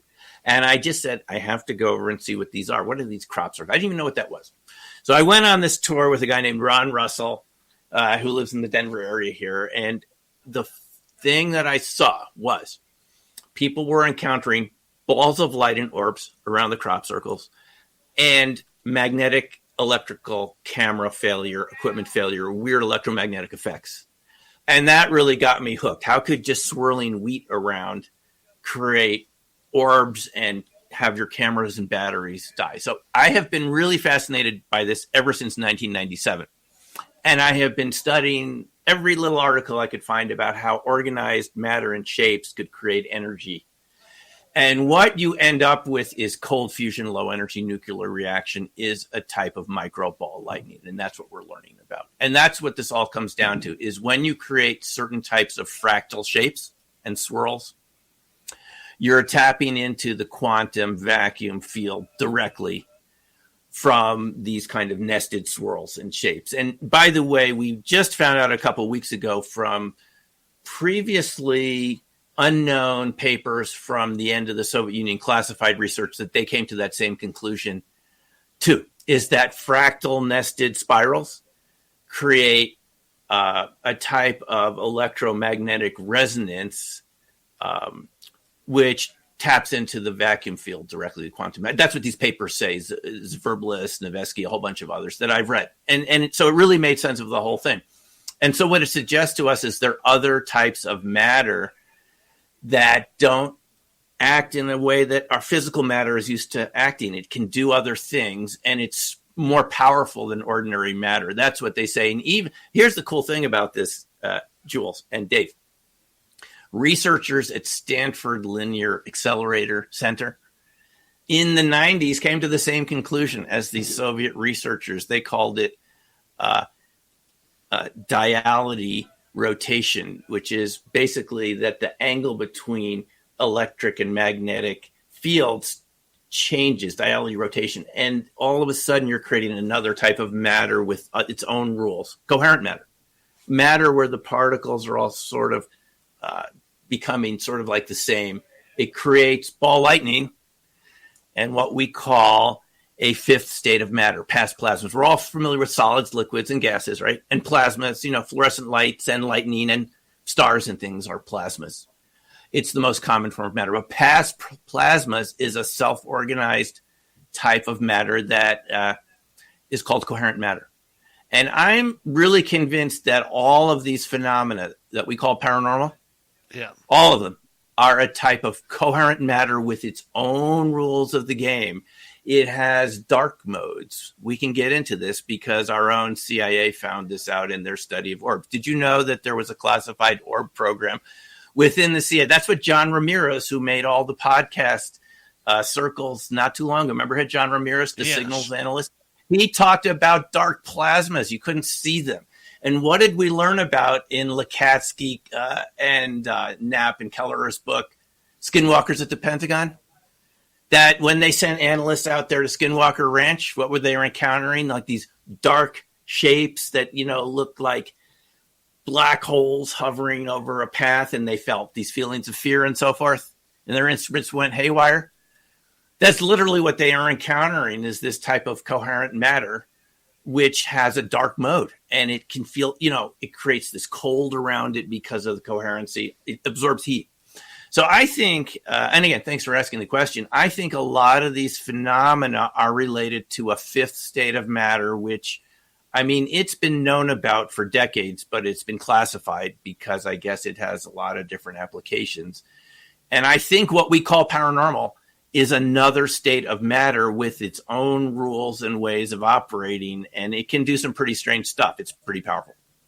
Pretty powerful. And that's, again, by the way, what if you read these people who've been involved with cold fusion LENR for decades, Alexander Parkhomov from Russia, Takeaki Matsumoto from Japan, and even Kenneth Shoulders, who was a colleague of Hal Puthoff's. Kenneth Shoulders with his exotic vacuum objects. They all were saying the same thing. There's another state of matter, charge clusters. They come together. They form these balls, these really dense clusters of matter where they're, the particles are at the same frequency, and they can just do things like go through solid objects and just do all sorts of things that ordinary matter doesn't do. And it's a type of gravity collapse, basically. That's what we're talking about. I think it's all come together in a very interesting way, but that's the answer to that long-winded answer to your question, Jules. Thanks. YJ in British Columbia is asking, is consciousness being added into the new scientific theorem to fill in the gaps? Not quite. If someone has done it, I haven't seen it. It's a good question. We all wonder, how does my sense of free will interact with all these scientific ideas? And it just tells us there's no final explanation to all of this. We're all living beings that make decisions and have choices, I believe. But what it does mean is that there's other types of consciousness out there that we weren't told about. And it's on this show all the time. And we can call them cryptids. It's a good way to talk about it. But I mean, there's just a lot more out there than we were told about. And it seems to totally make sense with our understanding of other states of matter, coherent states of matter. And it's all completely consistent with quantum mechanics, by the way. It's macro. Okay, so here's the deal, guys. We were always taught that quantum mechanics applies only to the really small microscopic subatomic ray. I mean, that was the big debate between Bohr and Einstein and all those quantum physicists 100 years ago is, does it apply to macroscopic objects? Is there some sort of quantum wave collapse, right? I mean, if quantum mechanics really works, how does it describe objects that were around if it's only subatomic things? Well, these ideas that we're getting out of cold fusion, LENR, Fleischmann and Pons at the University of Utah in '89. There are these macroscopic quantum coherent objects that, they're obeying all the laws of science, like Keller and Knapp told us in Hunt for the Skinwalker, but they're doing it at a sort of scale that we're interacting with, and it's a little weird. I mean, it seems paranormal, right? But what has Lou Elizondo told us over and over again? Para means next to, right? Paramedic, parachute. These aren't strange and spooky things. You're paramedic. They're just next to the medics. Paranormal is next to the normal. I think what we're going to find out is that there's other states of normalcy, other states of matter life that is next to what we consider to be ordinary matter, and it's not that far away. And it's not always there, like we were saying a few minutes ago. Sort of goes off into its own room. The doorway opens, comes back. I think it's a frequency resonance thing. Right. Okay. Before we get into any more questions, I know you have researched heavily into crop circles. Where would you place them in the realm of the supernatural? Would you place them in the extraterrestrial realm? Would you place them in the cryptid realm? Where would you go with this? No, they're a really interesting subject. When I first got involved with it, we didn't think that people could be involved in a direct way. We didn't think anyone could make those patterns. I did end up meeting human circle makers. They challenged me. They said, do you want to come out with us at night? If you don't think we can do it, come out with us at night and see if we can do it. They could do it. It was a real big shock to find out that people with boards and ropes and pretty good backgrounds in graphic design could actually create a very coherent looking pattern. But that wasn't the most important thing. It was that it didn't matter if it was made by a UFO or a person. Is if you'd go in it the next day, Dave, you would have your cameras and batteries stop working. You'd have your laptops go out. And I've talked to camera crews, National Geographic, who've had it happen to their own cameras by different locations, Silbury Hill in Wiltshire, UK, places like that. So again, what it shows us is that shapes affect energy. And in the case of crop circles, it really seems like you're generating something that Paul Dirac talked about in the 1920s, magnetic monopoles. These are magnetic, magnetic fields without a north or a south, just kind of like electricity, just like a certain amount of it, a scalar field of magnetism, which is something that, has been debated for a long time. And Dirac said it should exist.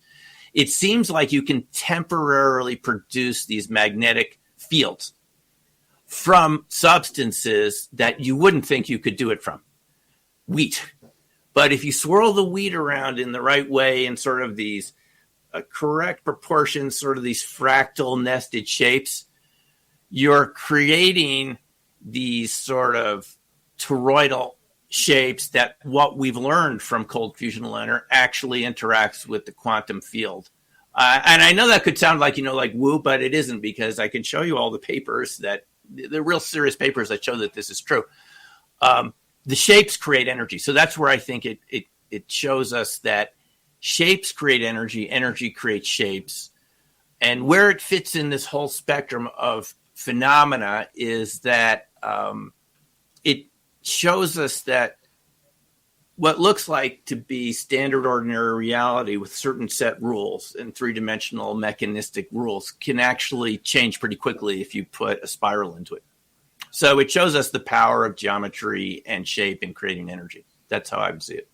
Okay, so what is actually happening with these crop circles? Are they natural? We've seen videos, some believe they're hoaxed, regarding, little orbs of light, flying over fields and all of a sudden the shapes are made. Are they patterns of mathematics? What exactly is the theory behind it? It's all of the above. And I know that there are people that want it to be this, they want it to be that. There are people that say it's got to be all UFOs. There are people that say it's got to be all man-made. None of that is correct. It's a bit of both. I have talked to witnesses, and this again for Black Swan Ghost, I interviewed a woman, Louise Vobes, who's passed on, but you can watch her videos of me interviewing her on the blackswanghost.com website. She said to me when they were picking huckleberries in northern Washington, close to your country, up by the border there, that this disc came over at the classic fluttering leaf pattern. And she said it was hovering, and some people there did actually call the sheriff, and the military came up not too long afterwards from Spokane. But before that happened, she said it went down over the meadow and went like, whoosh. That was the sound she made. It completely flattened the plant, she said. I said, how flattened? She said, flat as a pancake. What does that sound like? Flat as a pancake. It's like those Tully saucer nests from Australia that Doug and Dave were attempting to reproduce in the UK. So there's a bit of UFOs involved in it. There's a bit of actually cyclonic activity from thunderstorms creating some of the swirls, whirlwinds and so forth. And they're human circle makers, I met them, who want to reproduce that, who made them really big and really perfect. And those are the ones that we saw in the 90s. So I'd say it's a little bit of all of it. Well, let's get a little bit more into that in the cryptid senses. We got Simeon Hein here. The doctor has a new book out, Dark Matter Monsters. It's an ebook that can be found on Amazon right now. It's only 2 days onto Amazon. Let's send the entire Spaced Out Radio crowd over there to get it. We got them till the top of the hour. We're going to see if we can stretch them on out. We got way too much to talk about. Spaced Out Radio continues with Dr. Simeon Hein right after this.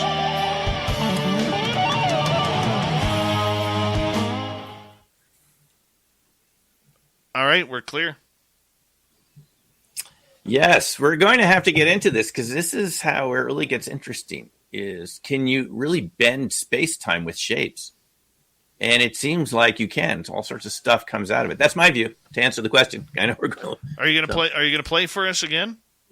Yes, I am. Hold on a second. All right, that'd be beautiful.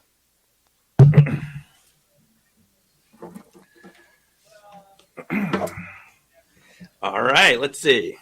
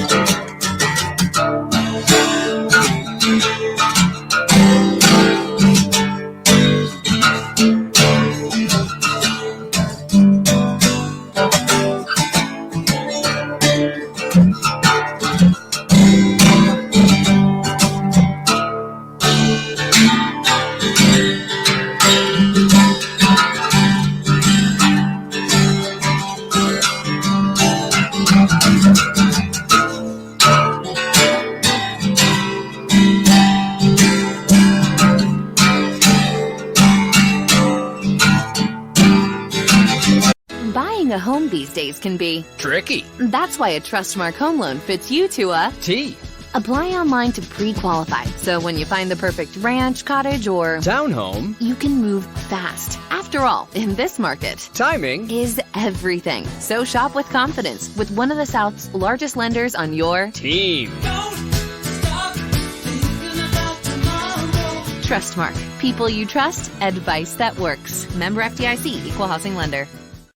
Popeyes has been serving chicken for 50 years. And to celebrate, we're giving 5 pieces of our signature chicken for just $6.99. I mean, 12-hour marination every day, hand battering and breading every day. Of course, it's going to be juicy, crispy, and delicious. We put some time and love into this piece, and let me tell you, y'all gotta try it. It's 50 years of love, all cooked into 5 pieces for just $6.99. Get it while you can. Participating U.S. restaurants. Tax extra terms apply. See popeyes.com/offer-term.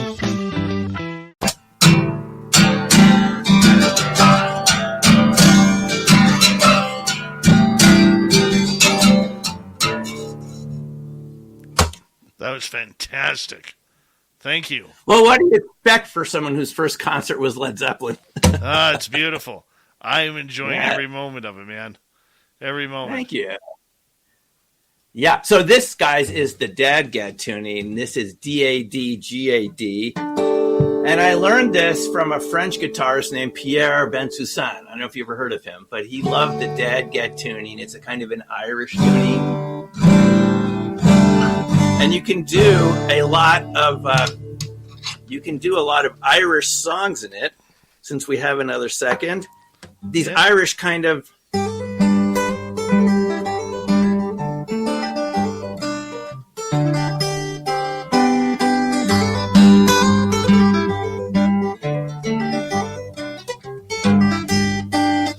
stuff like that.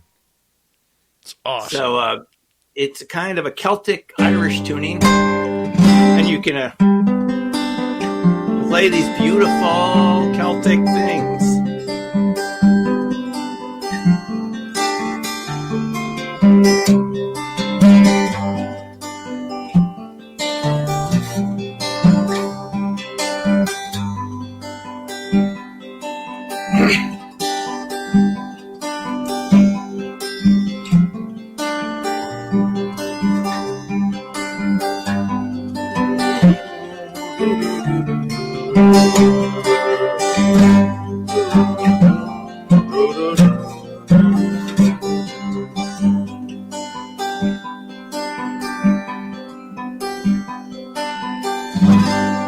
Yes.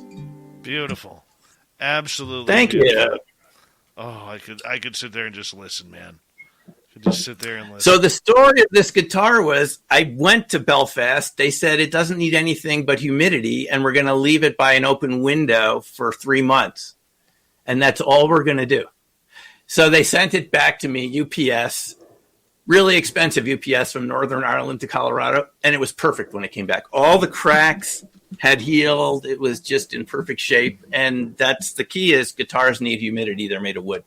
Very true. Do not take them for granted. They need their humidity, and it sounded great to this day. So that's it. Awesome. Hey, quickly here, I want to say hello and thank you to Thomas, Ken, Phil, Vaughn, and YJ for the awesome super chats. It's a wonderful way to support what we do on this show on a nightly basis. So thank you so much for showing us the love. If you are looking to support this show, you can also go to our website, spacedoutradio.com, click on the store. We got great swag there for you, so you're going to want to check that on out as well. And we're just going to roll with it here. We got a good show planned, Dr. Simeon Hein, and here we go with the next half hour.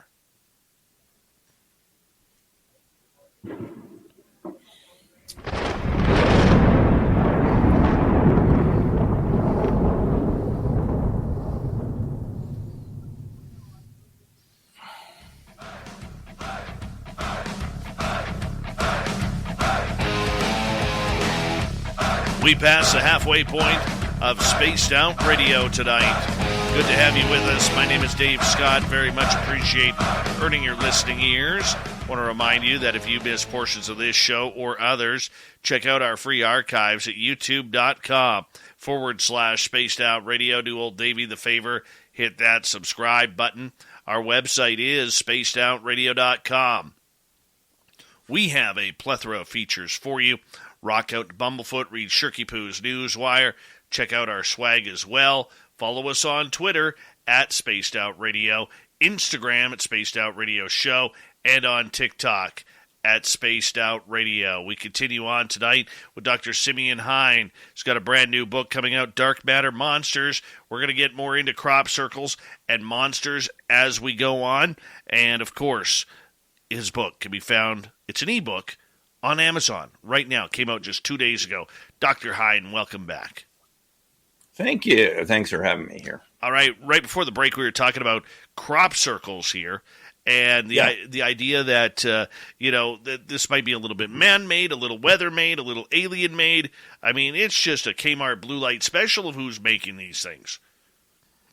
Yeah, so this is what I think about it, Dave, is no matter who makes it, if you create certain patterns, certain shapes, certain ratios, and sort of fractal proportions, and what people, fractals mean that the small scale looks like the big scale, kind of like our lung structure trees, that the small looks like the big. That's sort of the idea of fractal. And we can get into how it was all discovered, but the idea that micro is like the macro.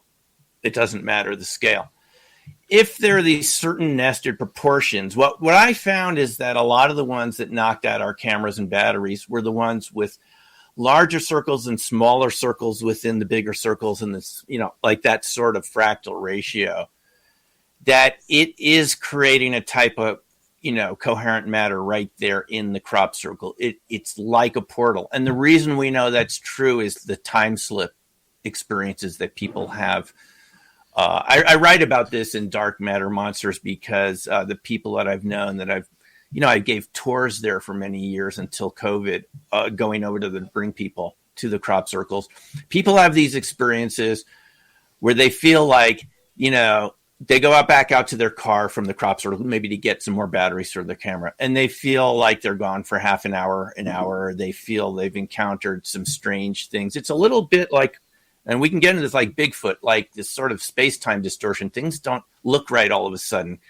Some of these cryptid witnesses, by the way, Dave, some of the things they've said to me is like the trees didn't look right all of a sudden. I'm sure you've heard this. Things didn't feel right. It's like space-time has been stretched in some weird way. It doesn't feel right. That's the same effect that some people have reported around the crop circles. All of a sudden, they thought they were gone for half an hour, and they go back, and the people said, you were just gone for 5 minutes. They felt like they were in a different time. In one case, a gentleman I know said he encountered people that felt like they were from the Middle Ages, speaking another type of English, wearing different clothing, and things didn't look right. It's the classic time slip experience, a whole nother topic in itself. Dave, you probably know people that have experienced this. They went somewhere. They went into a restaurant that they found the next day had been closed for 20 years. I'm sure you've heard of these. You probably have had many guests. I love stories like that. I've talked to people who've had it happen to them, people I know, friends. And it is one of the strangest things where they swear they stopped here. The weird thing was the food was very inexpensive. It seemed like from 50, 100 years ago, they only paid a quarter for it. The whole thing is off. And then they go back the next day and nothing's there, but they swear that they had that interaction. Well, that sort of thing happens around cryptids. It happens around crop circles, and even to some extent in UFO contact. So in my mind, I'm saying there's got to be a commonality between these experiences because the time-space aberrations that people experience are so similar. Why else would you have it happen in all these different contexts unless there's some fundamental underlying principle that sort of says that different states of matter kind of distort space-time, but distort in a sense that what we're used to. And again, going back to what Hal Puthoff told us at that IRVA conference when he talked about OSAP and ATIP. And he did tell us, by the way, that ATIP was a nickname for OSAP at that conference. You can see it on YouTube. He said it's called OSAP and the nickname was ATIP. But we don't have to get into that debate right now. What he said is the way he thought UFOs worked was by actually changing, the structure of space-time, what's called permittivity and permeability. The electrical component, like how electrically conductive space is and how magnetically conductive it is. If you change those constants just a little bit, since the speed of light is based on permittivity and permeability, if you had a technology, a quantum technology that could actually interact with the structure of space-time and alter it, you'd alter space-time. And that's how he said one conclusion that I guess agencies that have investigated this have come to, is that it's a technology that, okay, so when we go into crop circles, we're around cryptids and we have these weird space-time experiences. Things just seem weird. The trees don't look right, that whole thing. How about if you could actually control that so you could move around in space-time the way you wanted? What Hal suggested to us at that lecture was that that's exactly what the extraterrestrials, or whoever these are, can do. So that's how I think these are connected. You could call it, as simply as possible, all of these topics, a type of vacuum engineering, quantum vacuum engineering. Instead of it being constant like we're used to, the clock ticking away in a very orderly way, it becomes more malleable, more permeable, more fluid. And that's what I think all these phenomena are. Now, I mean, I could be wrong about this, but that's how I look at it. That's how I look at it. See, one of the things that confuses me about it is the patterns that these crop circles have. They are just, they're beautiful. They're extremely artistic, extremely angled, and everything to perfection. I don't see how nature or even humans can be that perfect by taking a wheat and a rope and a board and stepping on wheat like Bob and Doug over in the UK. Not the Canadian Bob and Doug, though. I mean, that would take a few beers. But nonetheless, I just don't see that happening. I didn't think so either till I saw them do it. And I mean, I did get to see them make more and more of them the first time. And I wrote about that in Opening Minds. Here's a nice crop circle right on the cover. This is just a bookmark from it. I wrote about, they showed me the pattern ahead of time. And then they took me out. There was a lot of debate whether I should be blindfolded before we went to the location, because they didn't want me, maybe I'd run away in the middle of the night and call the police. They didn't know how I'd react. Maybe I wouldn't take it well and flip out, seeing guys with boards and ropes and all. But look, what I saw was they really knew what they were doing. I was surprised. They were really good in the dark. They had ways of communicating through rope tugs and stuff with the equipment, sometimes used lasers to get really straight angles. But the most shocking thing was people came in the next day. I went back to see, what was there. How did it feel? We had these static meters, Dave. We would test the static. We would find a lot of static charge around some of these crop circles. I went back the next day. People were having all sorts of interesting experiences around it. And the feelings in crop circles, it's really cool. It can make you kind of giddy, that feeling of static and electrical charge. They were able to reproduce it, but they did it. They were able to reproduce a real electromagnetic effect. But Dave, they did it because they were sincere. They didn't do it as a hoax. What one of them called it was natural magic. Natural magic. And so the ones that I met, and I'm not saying every single circle maker was like this, they weren't doing it to try to fool people or create a hoax. They were creating a sort of a natural, magical technology out of the wheat. And I think they were successful at doing this. Now, part of the art of doing that is making it look like a human couldn't do it, because that's kind of the art often has a lot of subterfuge. It like fools your eye and so forth. It's just color and paint on a canvas, but to your eye, it's fruits and mountains and landscapes and people, but it's just, paint and ink, but your brain perceives it as objects and beautiful things. These are artists, the ones I met, that were very good at creating optical illusions, and they would plan these out. In fact, right back there on my shelf, we went to an auction once where they raised money for the ecological group Sea Shepherd. They sold off the original drawings, and perhaps at some point I will show these. the original patterns that they used to make the biggies. And I haven't made it public because I don't want to disappoint people too much, but some of them were ones that we're familiar with, the big patterns. But Dave, they got really good at it. But the real thing to me was, why would that create balls of light? You know, they told me they were chased out by orbs sometimes when they were making these and never finished. So that's what you really have to wonder. Why would orbs show up at man-made circles if we're to believe these stories? And, you know, 20-year-old strong guys with boards running for their lives out of the fields being chased by orbs. There's a bigger story going on here. And again, I think we're contacting different types of life forms. And the circle makers were at the forefront. The human circle makers were at the forefront, going out there in the middle of the night. They've told me they've encountered shadow people out there. Small triangular craft, maybe 6 feet by 6 feet, just before the age of drones. So the only thing I could conclude from that is that these crop circles were like strange attractors for paranormal phenomena. You know what I'm saying? Like, it works both ways. You go out with this intention, you want to create a sacred and a magical shape, and you do it because your intention is correct and you get the angles right and the fractal proportions, and stuff shows up because we live in a multiverse. We live in a multiverse and it pulls it in, like that question about space-time. So space-time is not dead. Well, I mean, that almost makes me think regarding this that there are, how can I put it?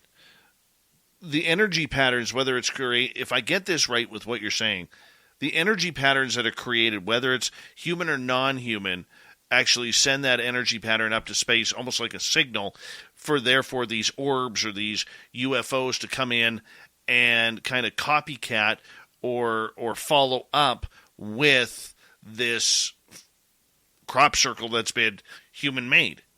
It's almost like a puzzle piece, like matching what you're doing. Matching the frequency. The frequency. Those circles must have a frequency. They have a diameter. They've got a shape. They've got a radius. They have to be creating a macroscopic frequency.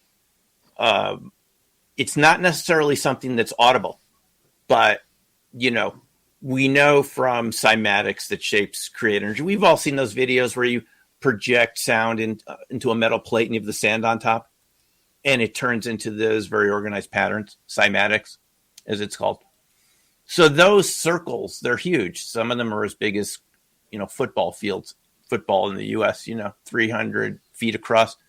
They've got to be creating some sort of frequency. If it's not necessarily audible, and we know cryptids create frequencies too. I mean, I think this is the big lesson is, again, shapes create frequencies, and those frequencies have real physics effects, because, again, that's what quantum mechanics tells us, is that everything's based on frequency and energy.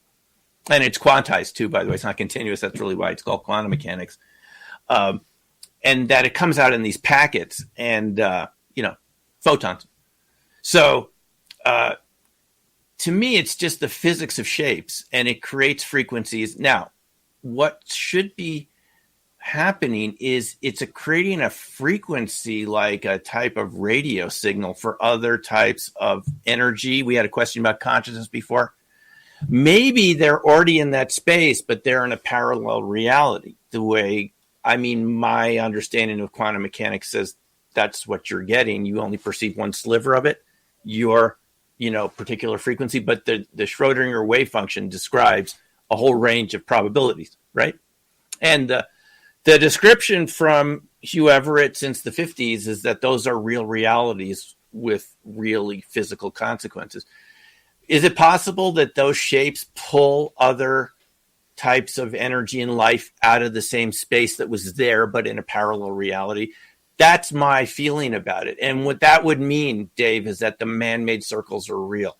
They're real in that they attract energy. Because what I've always said is things that are not real do not cause my camera batteries to drain in 5 seconds, like we've seen on The Secret of Skinwalker Ranch. Finally, we had a show that showed that. Well, we saw that in the crop circles. I have it on YouTube. If you look at my playlist, Crop Circle Weirdness, I took as many videos of that of people saying, what happened to my camera? It was just working. It had fully charged battery. Seeing this over and over again. Just stopped working, camera cruise. So those are real electromagnetic effects of those shapes. And if those were man-made, then they're real to me. They're not the same as the UFO-made ones, which I think some of those were made that way, but the effects are still real. And Dave, isn't it normal for humans to learn these things? I mean, you pick them up, you imitate things. It's still real. Maybe there are hoaxers out there, but that's not the ones I met. These people were pretty serious and I would say well-intentioned. They wanted to create an energetically active space, and I think they were successful in doing that. Let's get to a pair of audience questions here for you. Dr. Simeon Hein is our guest. The Doug Shelby is asking, why do you think it's primarily a UK phenomena? The UK is a really interesting place. It has Stonehenge. It has lots of stone circles, which have their own energy. And we've done a lot of work with dowsing around those stone circles. It's also where a lot of people think that the inhabitants of Atlantis came onto shore thousands and thousands of years ago. It has that place. When you're there, it sort of feels, to me, a little different than North America. Maybe that's why the Celtic music feels like that, too. Maybe it's why I'm attracted to it. It just feels a little different, like a different frequency, like a slightly different dimension. And it's a type of place where if you talk to the locals, they have no problem with ghosts and haunted sites. And even these topics, you talk to these the type of topics we're talking about right now. If you talk to the average person down the street, they might think you were a little nuts, but not in the UK, not in my experience. They would sit down and think this was interesting and have very intelligent conversations about ghosts and, the effects of crop circles and all this. So there's something different about that area.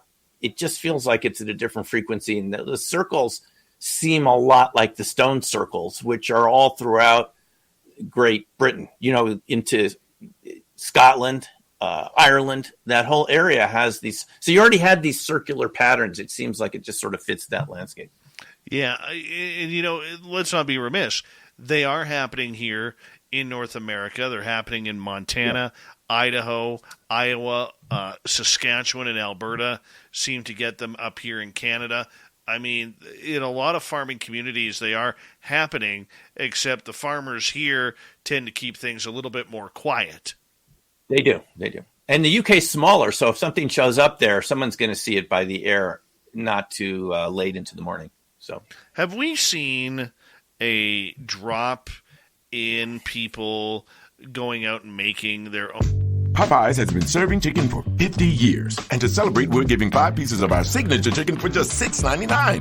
12-hour marination every day, hand battering and breading every day. Of course, it's going to be juicy, crispy, and delicious. We put some time and love into this piece. And let me tell you, y'all gotta try it. It's 50 years of love, all cooked into 5 pieces for just $6.99. Get it while you can. Participating U.S. restaurants. Tax extra terms apply. See popeyes.com/offer-terms. Hurry in to Mattress Firm's July 4th sale. Get a king bed for the price of a queen or a queen for a twin and save up to $500 on Sealy. Plus, get a free adjustable base with qualifying Sealy purchase up to a $499 value. Or shop Tempur-Pedic, the most highly recommended bed in America, and save $500 on all Tempur-Breeze mattresses and get a $300 instant gift good towards sleep accessories. Only at Mattress Firm. Restrictions apply. See store or mattressfirm.com for details. Own crop circles, the far back that we get from the movie Signs. I know during the movie Signs, for about a year, 6 months to a year, there were many people going out into farmers' fields and sneaking in there and literally ruining plantations because they wanted to play a joke on the people around the community and maybe get their 15 minutes of fame on radio or media about a crop circle that had popped up. Do you see more like that happening or less? Yeah, when Signs came out, that was a real high. I think that was around the height of crop circles. I think that's a good time frame to pick. I forget exactly when that was, around 2000, 99, something like that.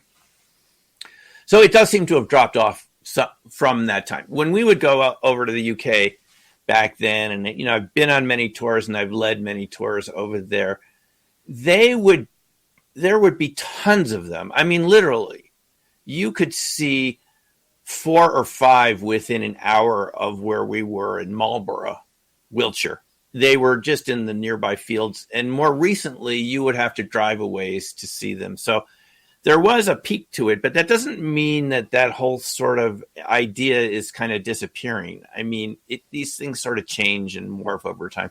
But there certainly was a time when there were tons of them, and it certainly was a lot of fun for us because we'd go over there. I mean, they were just appearing like just all the time and close by, next to Silbury Hill and Knapp Hill and all these really famous sort of Neolithic sites that are really old compared for those of us in North America.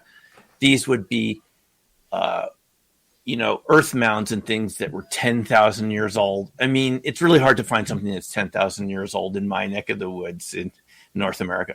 So to go be around those ancient earth mounds and man-made earth structures that were some of them huge, like Silbury Hill, and then to have all these circles, some of them absolutely massive, showing up around that area. I mean, it just felt absolutely magical, and I don't think it's happening as much as it did back then. So I really feel lucky that I was able to be in those and walk around them, and they really do feel pretty cool. And if you don't think they felt pretty cool, your cameras and batteries did, because they weren't functioning that well after you've been in them. Probably the forgotten souls, and we never seem to talk about this when it comes to crop circles, are the farmers. For a lot of farmers, losing that crop is expensive when you look at it in a farmer's field. I mean, if you see a 2-3 acre, 5 acre crop circle of corn or wheat that's absolutely laid down and destroyed, whether by humans or something else that's otherworldly, I mean, that's a big dip in these in the farmers' profits for the year that they may not be able to afford. I mean, what are the farmers saying about this? Yeah, so there are different views from the farmers, and I think that's a good point. Some of them were okay with it, and they would put up a collection box and pull in hundreds of pounds, which we know more than the wheat would be worth.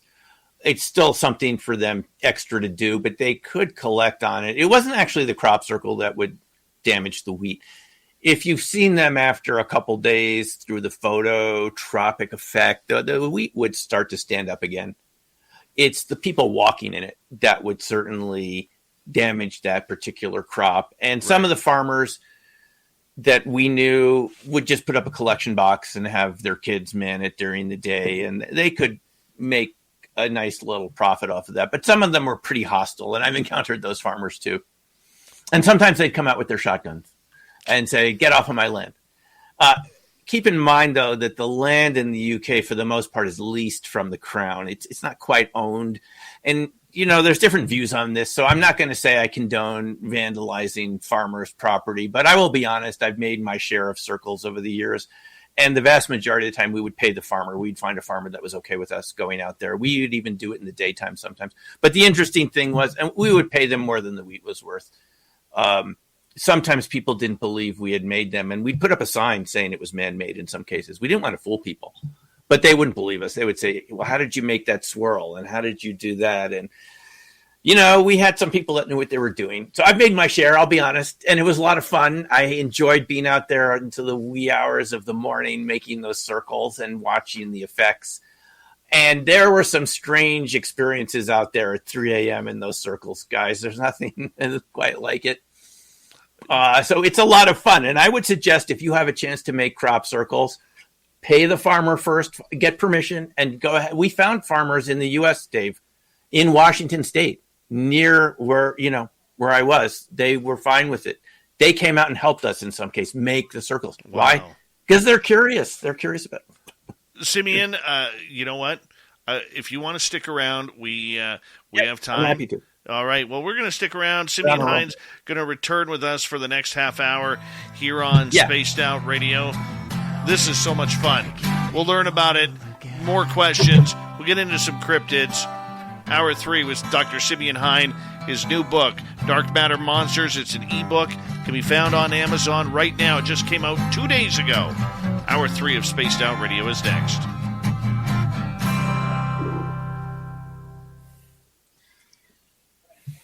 All right, we are clear. Iron Dogger, have you watched the video of a farmer holding a lynx by the scruff and lecturing it for eating chickens? Yes, I have seen that video, and I laughed at that video. So I know what you're talking about. Farmers are definitely a different breed of people, that's for sure. You know, that's not what I wanted to do. This is what I wanted to do. Not that. That. All right. I think we're going to find that Bigfoot makes crop circles too. Oh my God. Now, I'm taking a break here. I'll be right back. Enjoy Dirty Filth here for a few minutes. I think I blew a breaker here, too. Did I? Does it look like it? Does not look like it. Oh well. Yes, be respectful of the guest. No, guys, I see that comment. I'm telling you the truth. I am absolutely telling you the truth. And if you don't believe me, I would just suggest that you take a look at Opening Minds, because I described these people and going out with them. I know this is hard to take. I didn't want to hear it. Do you want to know the truth? When I first heard that people had done it, I didn't believe it either, because there's so many other people that said it was impossible. I had to see it for myself, but it's my experience. That's all I'll say, is seeing people do it and learning these groups. And they're all cool people that you would have enjoyed talking to, who were interested in very cool topics and would have loved this. Maybe they watch the show too, even if they're not making them anymore. So.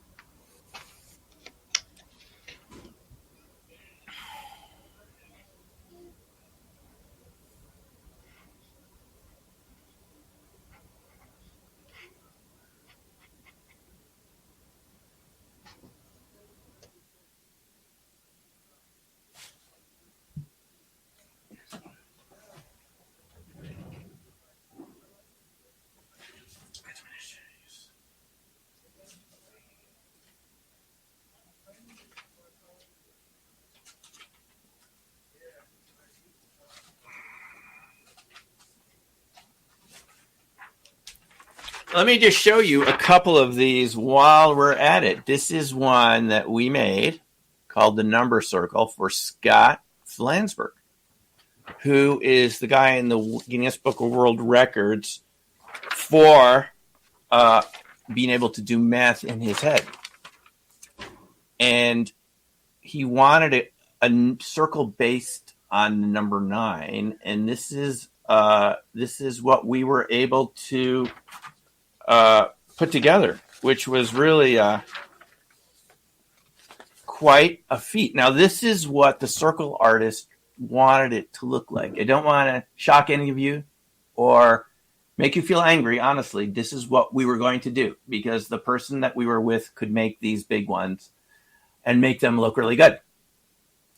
We weren't able to make it look like that in the end, because it just was it would have been too big, and we just didn't have enough time, even a couple days in the daytime. So we kind of scaled it back, and we called it the mathematical matrix. And we did this at Woodborough Hill in 2006. You can go look for it. A huge math. Now, this was commissioned, and we put up a sign saying, "We've done this for Scott Flansburgh. The farmer has been paid. This is a math project," and people still didn't believe us. Let me show you something interesting while we're going. The Devil's Den formation. I love this formation. The people a long time ago called it the Devil's Den. It was a Celtic area. I mean, there wasn't anything devilish about it. Now, this particular circle, I saw knock out 3 sets of batteries within about 20 minutes. First, Masao Maki, who was a restaurateur. He had a sushi restaurant here in Boulder. I didn't meet him here. I met him in the UK, but he was also a neighbor. His camcorder stopped working. Our static meter stopped working. And again, I have this on the playlist of Crop Circle Weirdness. People came in with a GPS device. You might have seen me show their video, and their GPS device just completely drained. It was completely full. Should have had 14 hours of battery life. So this shape, now this is what I'm talking about.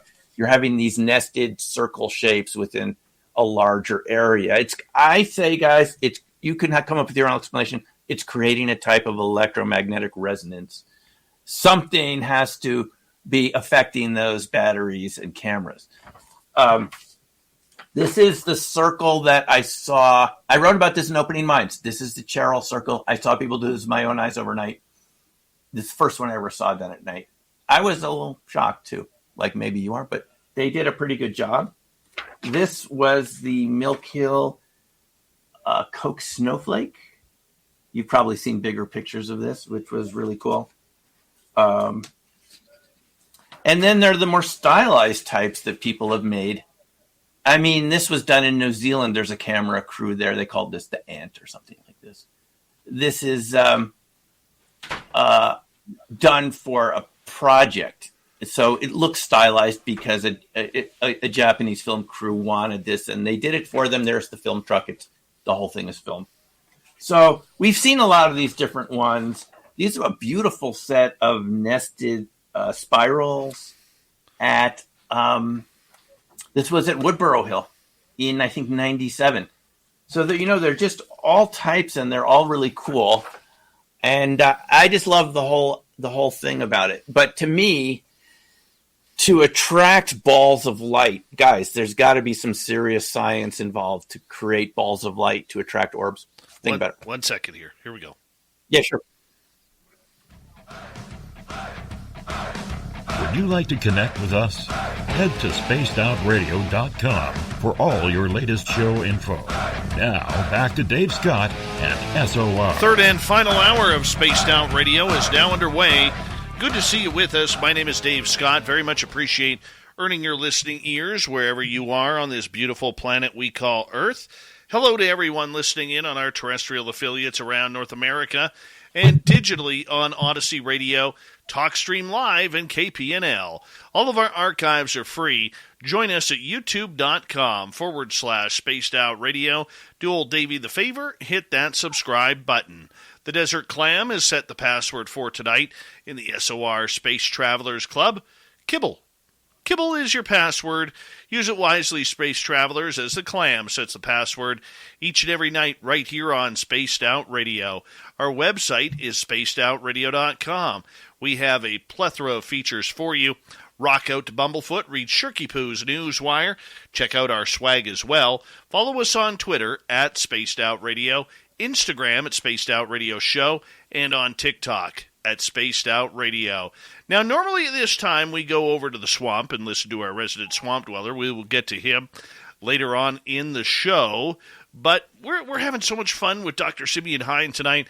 I figured, you know what, we're going to continue this until the bottom of the hour because we really haven't talked cryptids yet with him. He's got a brand new book out called Dark Matter Monsters. Yep. It's an ebook.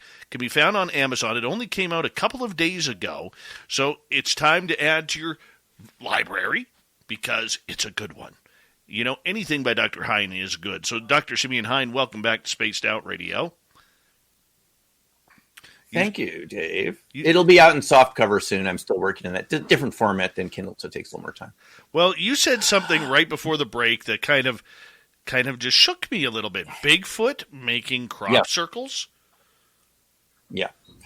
I'm being a little facetious about that, but I don't think the topics are that disconnected. And that was the big shock to me. Dave, I've been listening to your show for a while, and I got into this a little more seriously on a guy named Matthew Hines here in the U.S. who has a show called Encounters USA. He asked me a couple questions about cryptids on his show a couple of years ago. Dogman. I knew nothing about these topics, and I had very little experience with Bigfoot witnesses, though I had talked to them over the years at UFO conferences and people in the Rocky Mountain region that told me there's but it didn't quite click for me until I started hearing about the stories of battery and camera failure around Bigfoot, time-space distortion, and especially balls of light. That's, a light went out in my head when I heard that people they would go out to look for Bigfoot and they would see orbs. So there had to be a connection back to crop circles where I've seen orbs near crop circles briefly, and they've been seen around UFO sightings and cryptids. So in my mind, I started looking into this, and why would the cold fusion Leonard researchers say that cold fusion LENR is simply a type of micro ball lightning. So I started looking into ball lightning. And what you realize when you study all these topics is this is all a type of organization of dark matter. We're around dark matter all the time. There's 10 particles of dark matter for every 1 particle of physical matter that we see physically in the universe. So there's a lot of dark matter around. And some of that dark matter is actually streaming around us from the original cosmic background radiation. It's called relic neutrinos. And you can look it up. This is not anything that's fringe. This is accepted science. Relic neutrinos, they have a wavelength. They're slow, but they have a wavelength and a size that interacts with biology. And so what I started thinking is, are crop circle shapes, because they're spiraled around and fractal, are they reorganizing dark matter that's coming through the Earth from outer space, literally? And if you look at what causes ball lightning and so forth, it seems to be related to some interaction with these neutrinos and, really dense clusters of charged particles that form their own coherent matter. And so, and I'm open to other points of view, but this is what I think is going on. If you're seeing this around cryptids, ball lightning, orbs, space-time distortions, all of what witnesses report, even loss of consciousness temporarily, and all these sort of weird paranormal phenomena, this must be the same phenomena we're seeing around crop circles and other sorts of non-ordinary electromagnetic activity. In other words, these must be life forms that are based in part on dark matter. And this is why they're invisible part of the time and why they have superpowers, because they're tapping into the quantum vacuum space. And again, these are my ideas, and you can read about it in Dark Matter Monsters. But I think all the science is there to make a very good argument that they're organizing and tapped into the quantum vacuum field in a way that allows them to morph, shapeshift, move through space-time. People talk about seeing a Sasquatch and it's here and then it's behind them and it's doing this. Not just the fact that they're huge and fast and seem like bodybuilders in a fur coat. They seem to actually move around or even glide. How could something that big glide over a forest? You hear witnesses say this over and over again. They seem like they were gliding over the forest. Those are non-ordinary electromagnetic effects that I think are directly related to how our planet interacts with dark matter. I mean, it's a big topic and we can talk about it another time, but the researchers in these phenomena from Japan and former Soviet Union have shown that these neutrinos that come from the cosmic background radiation, they're lensed by gravitational objects, by planets, by galaxies and shapes. And I just don't think it's out of the realm of possibility to think that they're life forms. If dark matter is, the vast majority of matter on the planet, there could be life forms that are based on dark matter, and they would have powers and abilities that we as humans don't have yet or haven't figured out how to do. Okay, I know a lot of people in the Bigfoot world, my buddies included, who have seen things, and it always seems to be a blue orb or a white orb. Rarely do you hear of orange or red or yellow or purple, but it always seems to be blue or white for the most part. Have you heard of this as well? Oh, yeah. Because ball lightning can take every color in the rainbow. It depends on its frequency again. It depends what the particular frequency of that coherent matter is. And sometimes it's blue, sometimes it's red.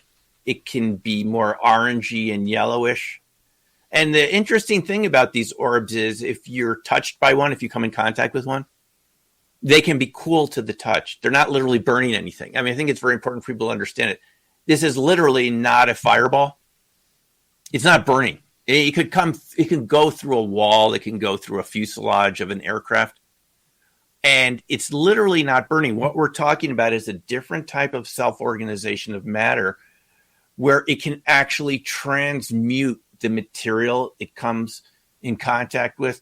And this is a very important point. A lot of people think of cold fusion LENR, where is free energy? Free energy source, new energy source. It's a good question. But the challenge of it is because it's self-organized quantum material, it literally changes matter as it goes through it, and it destroys the reactor that it's in. It's very hard to contain orbs, ball lightning, assuming that it's a basically similar, or, it's sort of a common phenomena based on the same phenomena, coherent matter. So it's going to have different colors, Dave, based on the frequency that it's at and sort of, its organization. It does have different colors, and it can seem very lifelike. And I'm not trying to explain it away as saying that these are not some sort of type of consciousness or that some life form hasn't figured out how to tap into ball lightning. Popeyes has been serving chicken for 50 years. And to celebrate, we're giving 5 pieces of our signature chicken for just $6.99. I mean, 12-hour marination every day, hand battering and breading every day. Of course, it's going to be juicy, crispy, and delicious. We put some time and love into this piece. And let me tell you, y'all gotta try it. It's 50 years of love, all cooked into 5 pieces for just $6.99. Get it while you can. Participating U.S. restaurants. Tax extra terms apply. See Popeyes.com/offer-terms. Popeyes has been serving chicken for 50 years. And to celebrate, we're giving 5 pieces of our signature chicken for just $6.99. I mean, 12-hour marination every day, hand battering and breading every day. Of course, it's going to be juicy, crispy, and delicious. We put some time and love into this piece. And let me tell you, y'all gotta try it. It's 50 years of love, all cooked into 5 pieces for just $6.99. Get it while you can. Participating U.S. restaurants. Tax extra terms apply. See Popeyes.com/offer-terms. Frequencies, because they seem very lifelike if you listen to witness descriptions. But we know from ball lightning, it's so freaking sensitive. It's following these electromagnetic gradients that it can actually seem like it's playing with you. Witnesses say it felt like it was alive. They ran away from it. It can seem like that because it's just so sensitive to any slight change in electromagnetic charges in the environment it's in. That's why it follows paths, goes down the aisle of an aircraft and so forth. It's a whole different, it's not ordinary matter. It's in a quantum coherent state. It's very sensitive, very sensitive. I am a firm believer that there is something special and potentially supernatural with Sasquatch and a lot of these cryptid creatures. This ball lightning, if that indeed is what it is, how does that react to a creature that, can seem to all of a sudden have its footprint stop in the middle of the snow or a mud pack in a field and there's nothing else that we see, or the where 1 minute it's there, the next minute it isn't, or these predator type of illusions where let's take Dr. Bruce Maccabee's wife, where she was hunting one day, and that was on Missing 411 Hunters by David Paulides, and all of a sudden this predator-type being is in a tree right beside her. I mean, how do we look at the phenomena as it reacts differently around different people, different areas? Dave, it's a great question. I mean, this is something that I spend a good part of my time thinking about. I do not have a total grasp of what's going on here. We're dealing with something that is extremely complex. It can take a variety of forms. It can look like that saran wrap type of life that is, was it Ellen Maccabee? Was that her name in 411 Missing? Yeah, Sandra, I believe. Yeah. So great story. I love the way Paulides put that together. And, she's in that deer stand and she sees something that looks like saran wrap, but with arms moving. So these creatures must be more evolved than we are. We started the show tonight talking about RV, and we've taken classes. I've taken classes in RV. We have to relearn how to do this. I've seen PK demonstrations of people who could take a Coke bottle and turn it into a liquid and twist it. And there's photos of that in Dark Matter Monsters. I saw a guy when I was teaching RV in Japan. Some of my students said, you have to see this guy near Nagasaki who can do PK. I was shocked by what he could. Psychokinesis, literally affecting physical objects at a distance without touching them, literally twisting glass and metal in like a liquid. And so let's say that Bigfoot are natural PK masters. I mean, that they know how to do this, that they're more evolved than we are. They've been around longer. I'm talking hypothetically.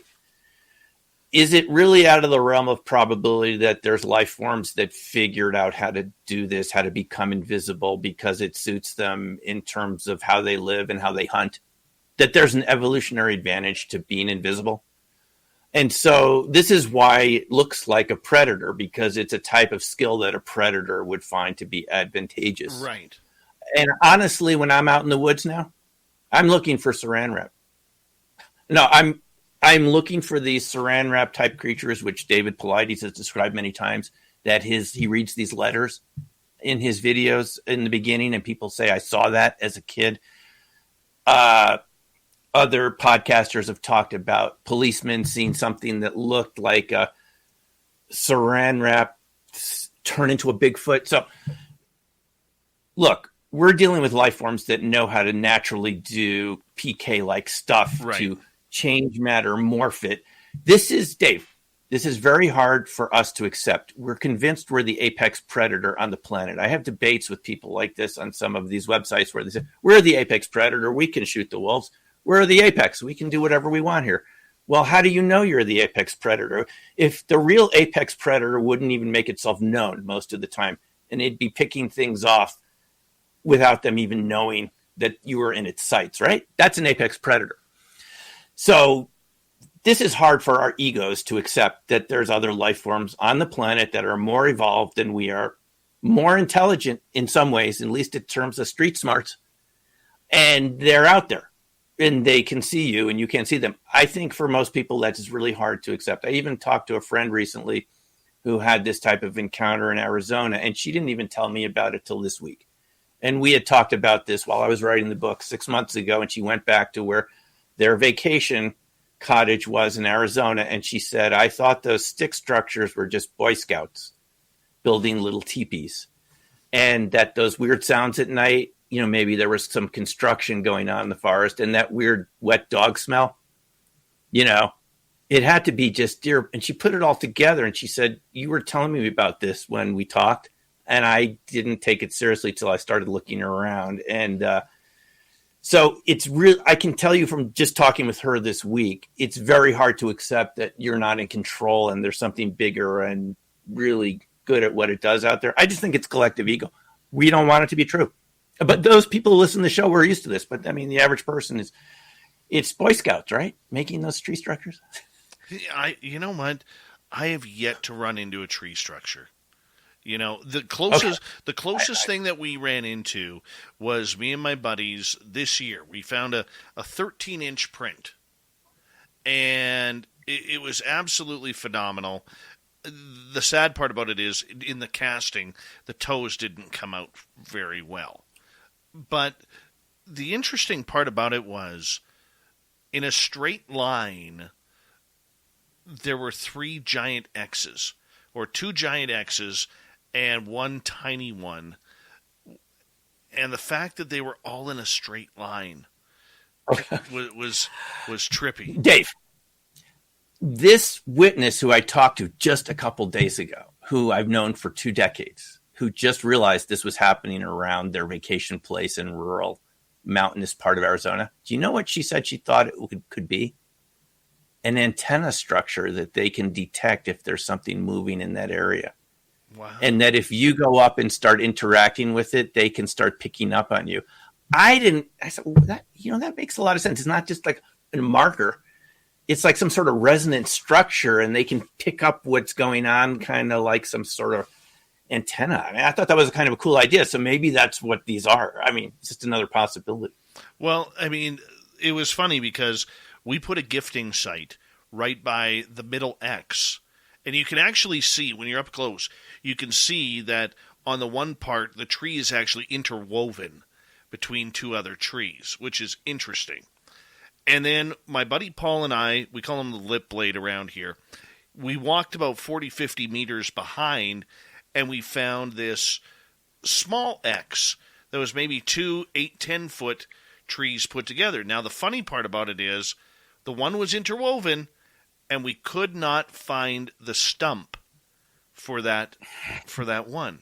which made it a little bit more interesting. But it was when we came out of the forest, going back to the logging road to go to our vehicle, and back to where our vehicle was parked right across from where the footprints were drying. And Paul said, "Oh my God." And I said, "What?" He goes, "Look at that." And he points right across the road, about 75 feet, 100 feet off the road, right in front of us, 2 50-foot trees that had been put in an X across the road, which is right by a giant marsh. And when we looked at it, we were like, this is unbelievable. All 3 of these are in a straight line. Yeah. So the thing is, Dave, if you weren't sensitive to this topic, you could easily ignore that, right? Absolutely. You could just go by it. And just like my friend, she said they were around the whole time and I never saw it until we had a conversation about what these structures look like. It's fascinating. It's fascinating to know that there's another type of life form, creature, human, whatever you think it is. I don't think it's an undiscovered ape. I'm not going to go with that one. I'm going to go with paranormal human on this one, okay? Or something in that direction. I mean, even for myself, this is a relatively new topic, even being involved with these fields, that there's something else around us, and you could go by it and you won't even see it. As someone said in the comments here, very good at camouflage. We know people. Carter Bouchard, you've had him on the show. Bushes that are walking along and then they're gone the next day and they weren't a bush. In doing research for this, I talked to people that have had that experience, new people where they said it's a weird looking bush and then it gets up and walks away. It could be right around you. You wouldn't even know. It looks like a tree stump, looks like a boulder. It's almost hard to imagine, but this seems to be what's going on. I apologize about we got 3 minutes left, and I apologize. Yes, it's been a lot of fun. We're not going to get to any more questions tonight, but I do want to ask you one strange thing, because I've only ever heard John Tenney talk about this. Have you ever looked into the moving trees, where you set up a webcam or a bush camera, and in the photographs or video, one moment the trees are there, and then in the next moment, they've moved over. The camera hasn't moved, but the tree has moved over a few inches and or disappeared, and then in the next few frames, it's back again.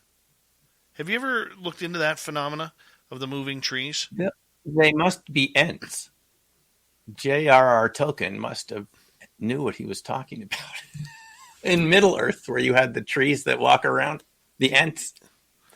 I mean, I know, Dave, I haven't encountered this, and I would love to see some of the evidence for it. I mean, your whole perceptual system is not set up for this. This is why you don't see the cryptids out there. You're not looking for them, and you're not sensitized to it. Maybe if you were a Native American, you would be paying attention. I mean, I certainly wasn't brought up, and I've spent a lot of time out in the woods hiking, backpacking by myself, Dave, throughout the West. I've never seen any of this. I haven't seen a tree structure for myself yet, but maybe that I'm sensitized to it now from in the past few years from your show and others, that I might see it now, but I haven't actually experienced it. So yeah, there could be more going on out there than we're just aware of. Well, we got to get you up here. We got to get you up here, because the area where we found our prints, it is a highway, not of just Sasquatch, but I mean, there's bears, there's deer. One of the impressive moments I had this summer, I have to say this to you, was when we were casting that print. My buddy Paul is casting, and I said to Paul, I'm looking right behind Paul or in front of Paul, and I'm like, dude, there is something here. I feel like we are being watched. Like every hair on my body was standing up.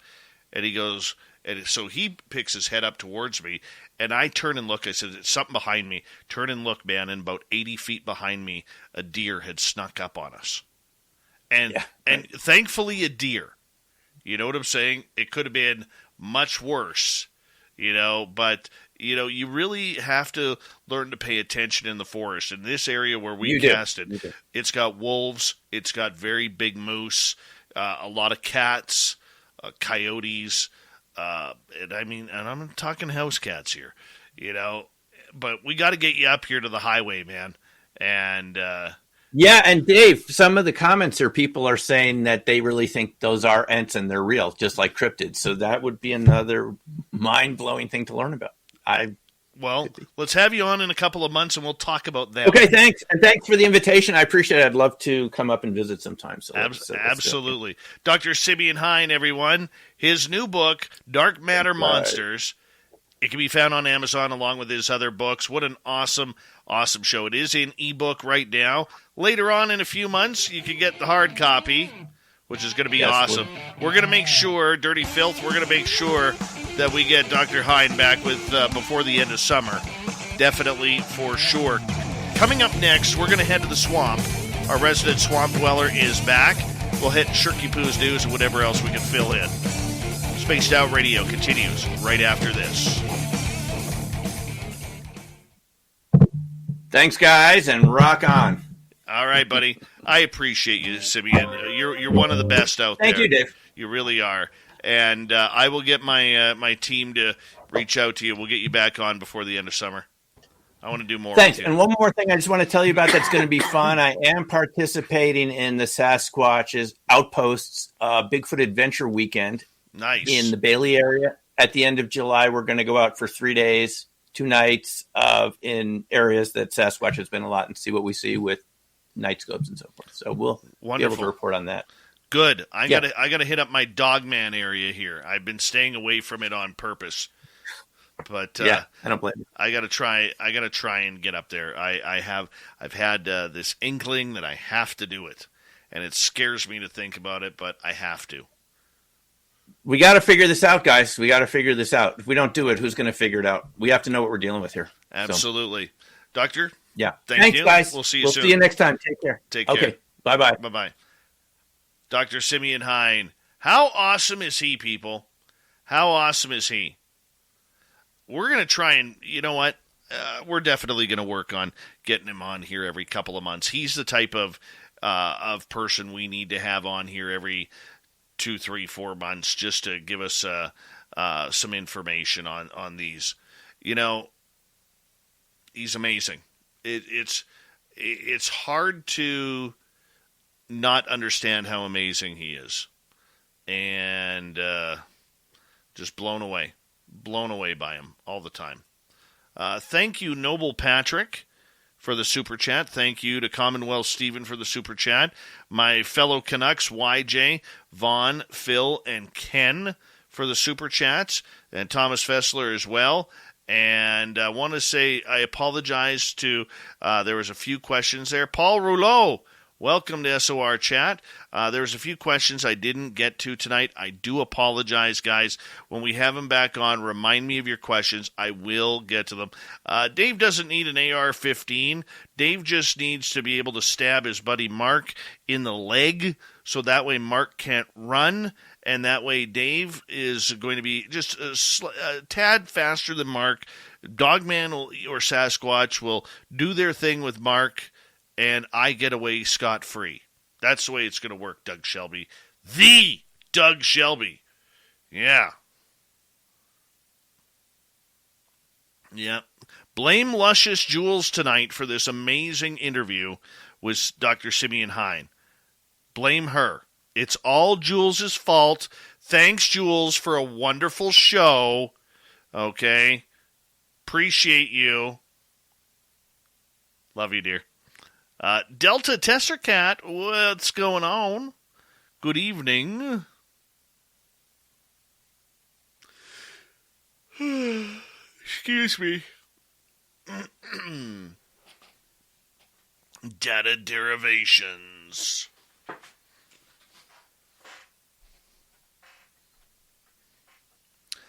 I'm not getting myself any more guitars. I'm going to buy my son another guitar, though. That I am going to do.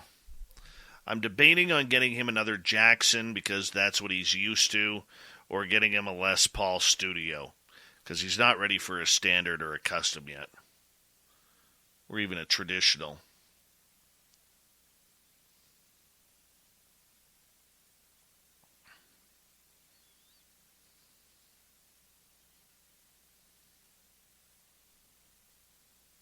The caption says, "Beautiful, aren't they?" As we have a cat sitting on a fence, the alien staring up at the black triangle and the stars, Sasquatch hiding over in the bushes, and a spider web covering up a broken window. Amazing. Dirty Filth is so talented. It's very understandable why Brandon Fugel, owner of Skinwalker Ranch, literally just bought a bunch of his books that'll be spread all over, you know. I mean, Brandon Fugel is a giant fan of Dirty Filth's art. And kudos to Dirty Filth for his amazing talent and people like Brandon noticing. Get him a Schecter. Yeah, I like Schecters. They're hard. Schecter. Do you mind? I'm trying to give you a compliment here, Dirty Filth. Do you mind? Sorry. Yeah. Yeah. You think the guy would have a little bit more class than hopping in on the show like that when you're giving him a compliment. Love you, Dirty Filth. You're amazing, buddy. Well, you wrote a nice piece of my book for me, and that's beautiful. I still got to buy your book, dude. I still got to buy it. Hold on here. Here we go, guys.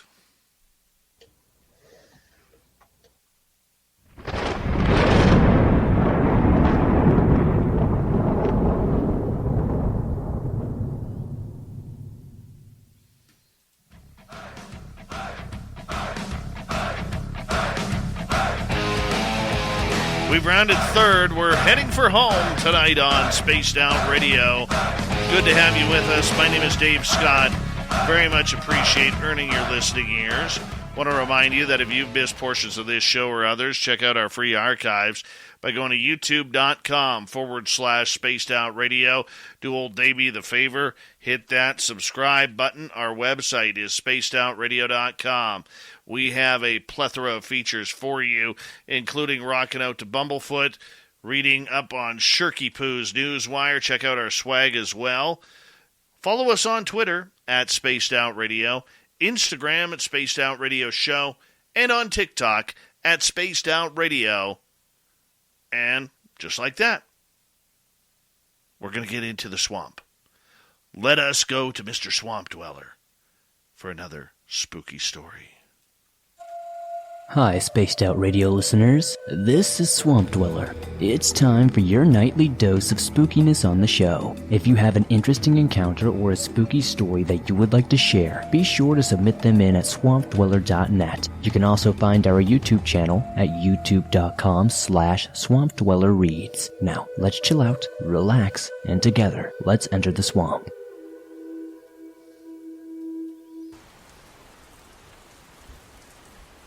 Hello, Swamp Dweller. It's Vince again. I hadn't planned to write you again, but after the positive reviews and my friends continuing to encourage me, I decided to write you again.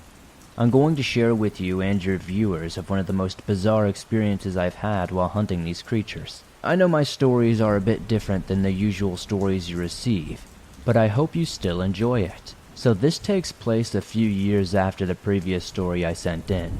I had been on a few successful hunts and had learned a decent amount about these things. I'd see a comment that called them Gugway, so I will use that term from here on out. It's nice to have a name to these things regardless if it's right or not. So, I had killed a few of these Gugway, but hadn't seen any in a few months. I believed I had run them out of the area and didn't really know how to find them again. I had the idea to use the BFRO website to look up sightings that may...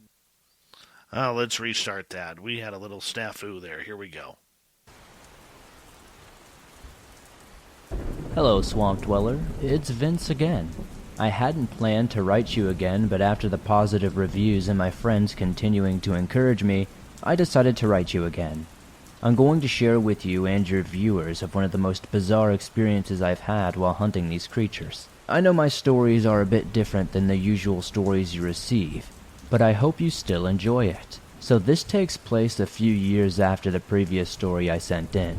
I had been on a few successful hunts and had learned a decent amount about these things.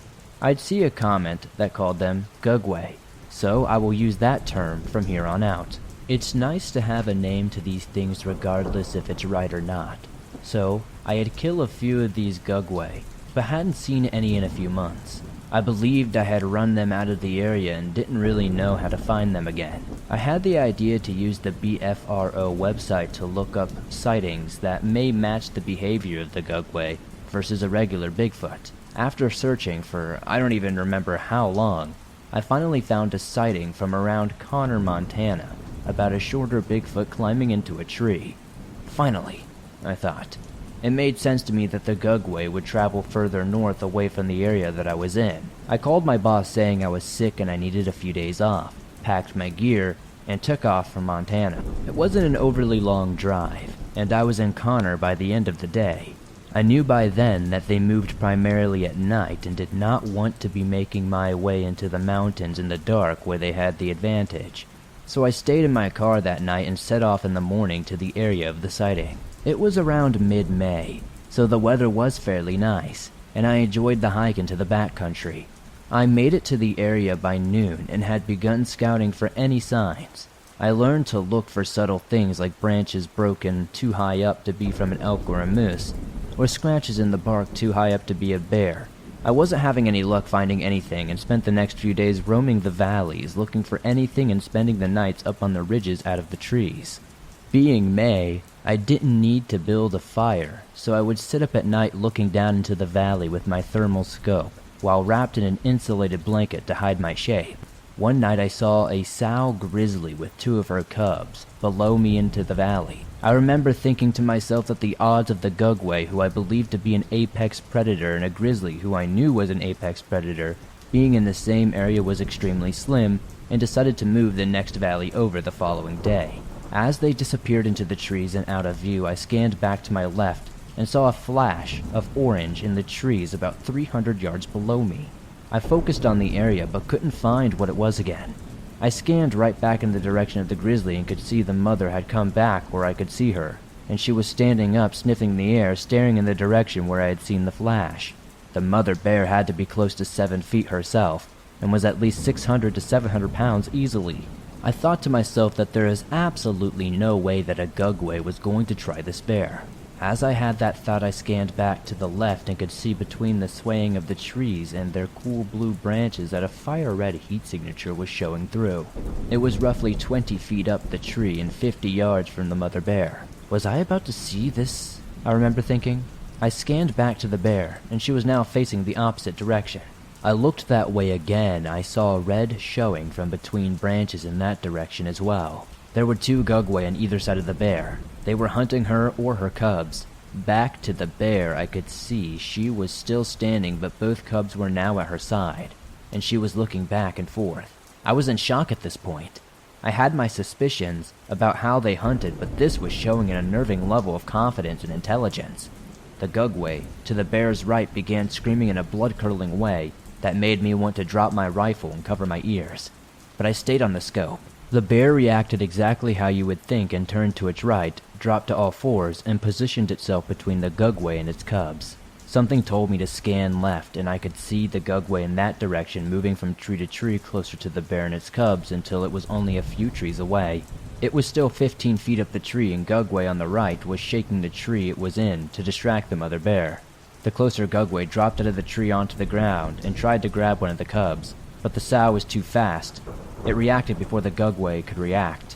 The bear and the Gugway were fighting when the second Gugway dropped from the tree and charged over, hitting the bear from behind. She turned to it and was about to stand when the first Gugway jumped back onto it. It was a 2-on-1 fight, and the bear couldn't focus on one without the other attacking it. I was frozen in place watching the mother bear try to fight off the 2 Gugway and protect her cubs. She was trying her best but couldn't seem to stay on one long enough before the other made an attack on her and tried for her cubs. It was heartbreaking to watch. Finally, something in me snapped awake, and I realized that this bear wasn't all that different from me. If I had gotten to my daughter that day, I would have fought just as hard as she is now. In a weird way, I was watching what would happen to this bear. This filled me with an intense sadness, and that was almost immediately replaced with rage. I wouldn't sit by and watch what happened to me happen to this bear. Some people would argue that what I was watching was just nature, but these Gugway are not part of the natural order. I don't know exactly what they are or what part they play, but I do know it's not natural. I put my crosshairs on the gugway, calculated it was about 325 yards, and sent a round into its center mass. The loud shot echoed over the valley, and I could see it lurch back from the hit. I pulled the trigger again and sent another round into its chest, 2 for 2. The other gugway must have noticed his partner was hurt and made the fatal mistake of taking its eye off the bear. Now it was 1-on-1, and the mother bear was going to make this gugway pay for attacking its cubs. The enraged mother never lost focus or even reacted to my shots, and as the gugway shifted its focus to its partner, the bear was on it. She had it on the ground and was thrashing it back and forth before it pushed itself away and managed to get back onto its feet. It looked to be the same height as the bear, and I could tell the bear had done some damage by its stance. The mother bear charged it again and the gugway tried to run to a tree, but the bear was too fast. I watched as the bear hit it from behind, and as soon as the gugway was on the ground, the bear had attacked the back of its neck, in her mouth, and had began to shake it, with more violence than I had believed was even possible. It became clear to me that when 1-on-1 with a grizzly, it could get the best of these things easily, which made sense why they stayed further south away from the grizzly's range. I watched the grizzly finish off the gugway, and then go investigate the one I had shot. I could tell it was still alive, and obviously, so could the bear. The gugway didn't stay alive much longer. Once the mother bear was satisfied that the 2 gugway were no longer a threat, she retreated into the dense forest with her 2 cubs. My adrenaline was coming down at that point, and I was becoming incredibly tired. I wanted desperately to look closer at the gugway, but had no idea where the bear had gone, and had no intention of becoming the next target of her protective instincts. I decided I would crawl into my tent and investigate in the morning. I awoke not long after daybreak and looked where the gugway should have been, but they were gone. I don't think the bear came back and dragged them off, and I know they were dead, so there must have been another one that took them away, just like the others I had killed. From my experience, once one was killed, the others in the area would leave, and with 2 being killed in one night, I was sure if there were others, they were long gone, so I decided to call it quits in that area. I was out of that area and back home by the next day, and I'll never forget that night. Watching the mother grizzly fight made me realize that the natural world had already been fighting back against these things long before I arrived, and it would be fighting long after I have stopped, and I believe that the natural world would win. I just hope I'm still here to watch the last gugway die. Whether it's by my rifle or by a grizzly's bite, both are fine by me. And we say thank you to our resident swamp dweller for coming on in for another spooky story. Yeah, the gugways. We've heard Super Duke from World Bigfoot Radio talk about their fierceness, and they don't really care what they're killing as long as they are killing something. Yeah, business is good in the forest for the gugways right now, especially going into summertime, people hiking and their dogs wandering around. Yeah, that's just the way it goes. Swamp Dweller can be found at youtube.com/Swamp Dweller Reads as we say thank you to him who has many, many thousands of stories on his channel over the years. The last 7 years he's been together producing these stories, and people on camera could see a moth flying around. I hate those little moths. I really do.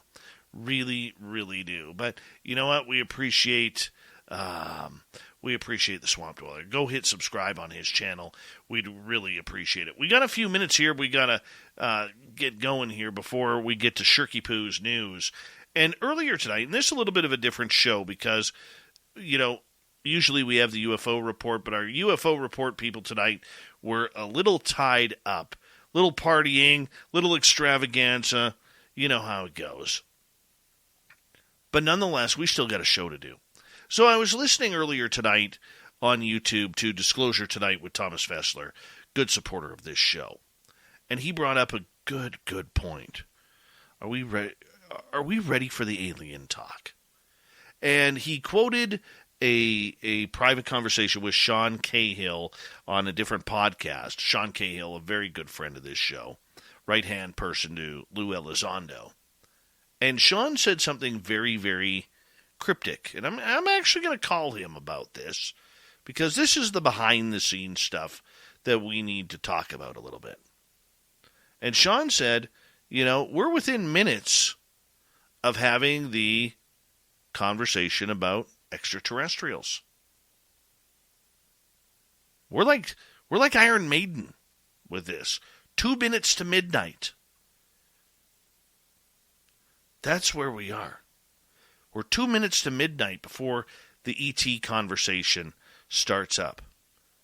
So I want to know through comments in our chat room on YouTube tonight, how do you feel about that? How do you feel about seeing this go to the next level? Are people ready for that next level? There's a lot of stuff going on regarding this, people. A lot of stuff. All right, as we prepare for any sort of disclosure that could be happening right around the corner. Right? It's right around the corner. And I thought Thomas did a great job breaking it down. I highly suggest you head over to Thomas Fessler with 2 S's, Disclosure Tonight. Go to his channel. Listen to this part of his show from earlier today. And you're really, really going to be blown away.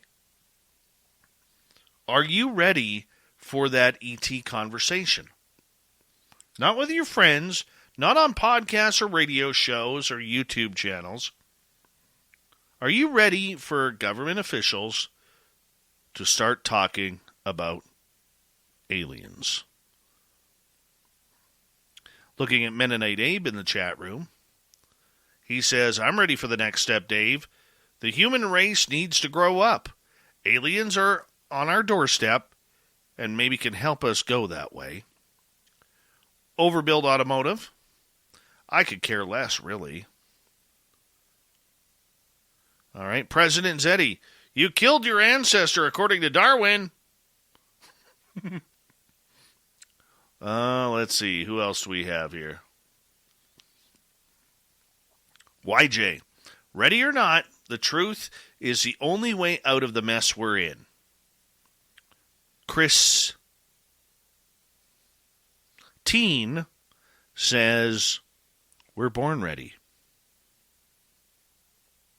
I don't know about you, but I'm more Lady Gaga because I was born this way. Felipe, can't wait for it to happen. I've been waiting for that conversation for decades. Many of us have, my friend. Lunar Sparkles Tina, I'd rather see them charged with war crimes. Yes, but we're talking aliens here. Let's see, who else do we have? Holly says, I saw the movie Dark Skies. It better not be ending up with them damn grays.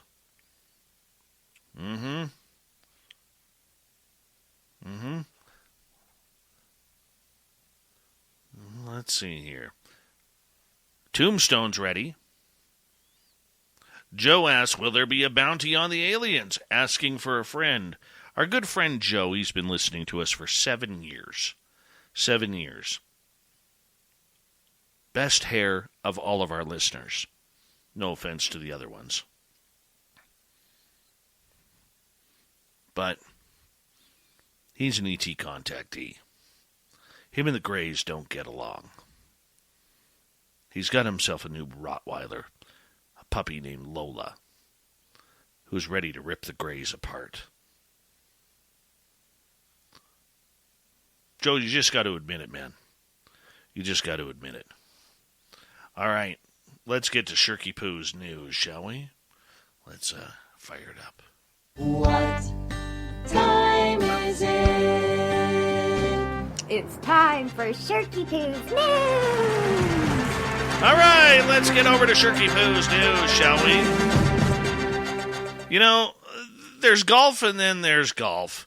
An alligator was caught on camera approaching a group of golfers on a Florida course while a member of the party nonchalantly decided to step up to his ball and take a shot. The video posted on Facebook shows Michael West lining up to take his shot at the Heritage Landing Golf and Country Club in Punta Gorda while ignoring the alligator approaching him from the rear.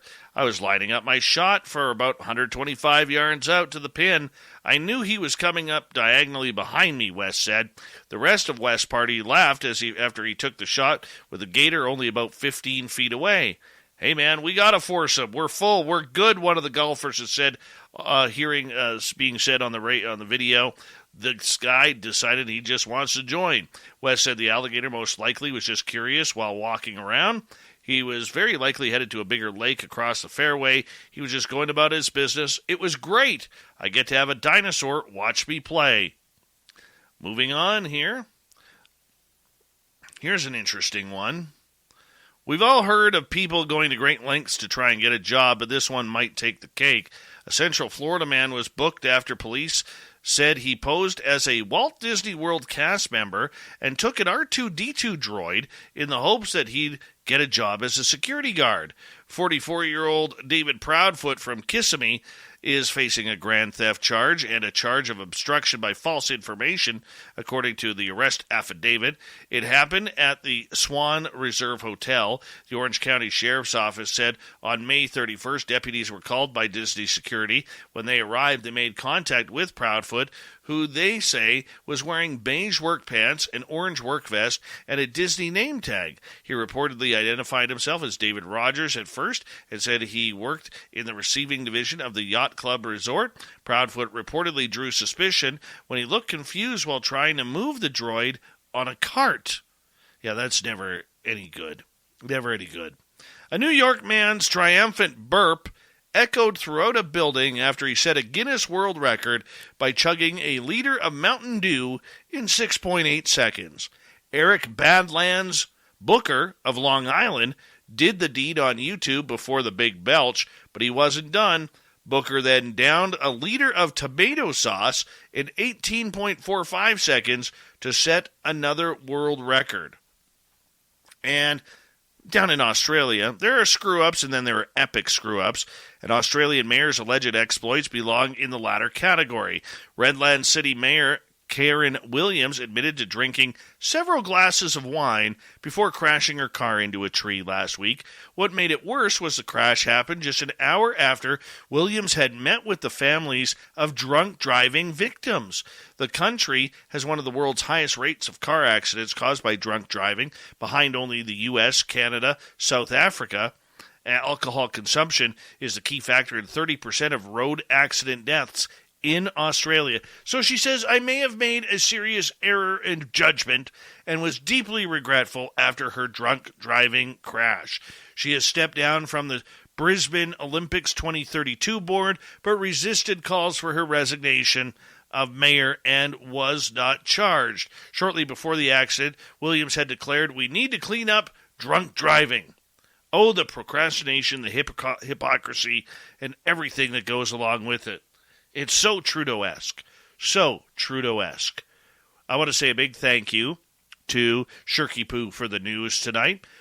Big thank you, of course, to Swamp Dweller for another wonderful story. Make sure you go over to his channel and hit that subscribe button on YouTube, because it is absolutely wonderful.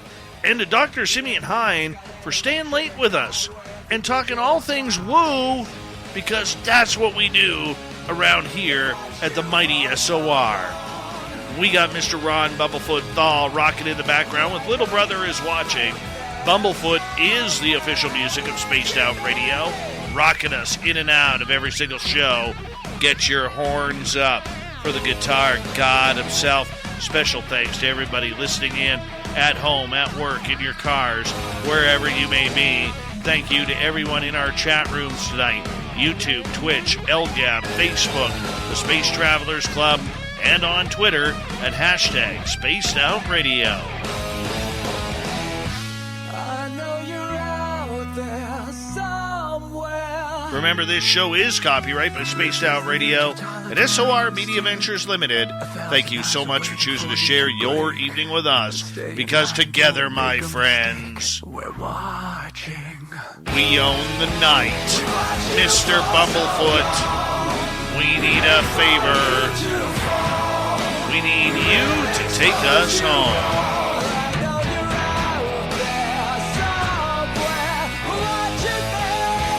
Yes, the Woo train has stopped for tonight, but soon, my friends, we shall ride again. Your seats are always available. Your tickets never expire. And if you want to bring a friend, We've got room for them too. Good night.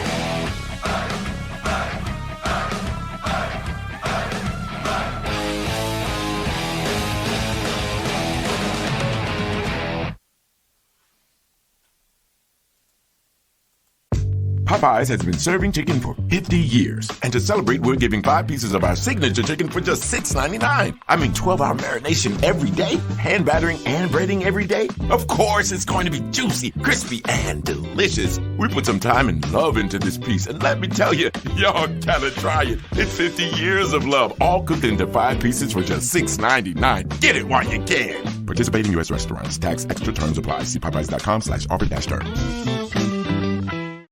Popeyes has been serving chicken for 50 years. And to celebrate, we're giving 5 pieces of our signature chicken for just $6.99. I mean, 12-hour marination every day, hand battering and breading every day. Of course, it's going to be juicy, crispy, and delicious. We put some time and love into this piece, and let me tell you, y'all gotta try it. It's 50 years of love, all cooked into 5 pieces for just $6.99. Get it while you can. Participating U.S. restaurants. Tax extra terms apply. See Popeyes.com/offer-terms.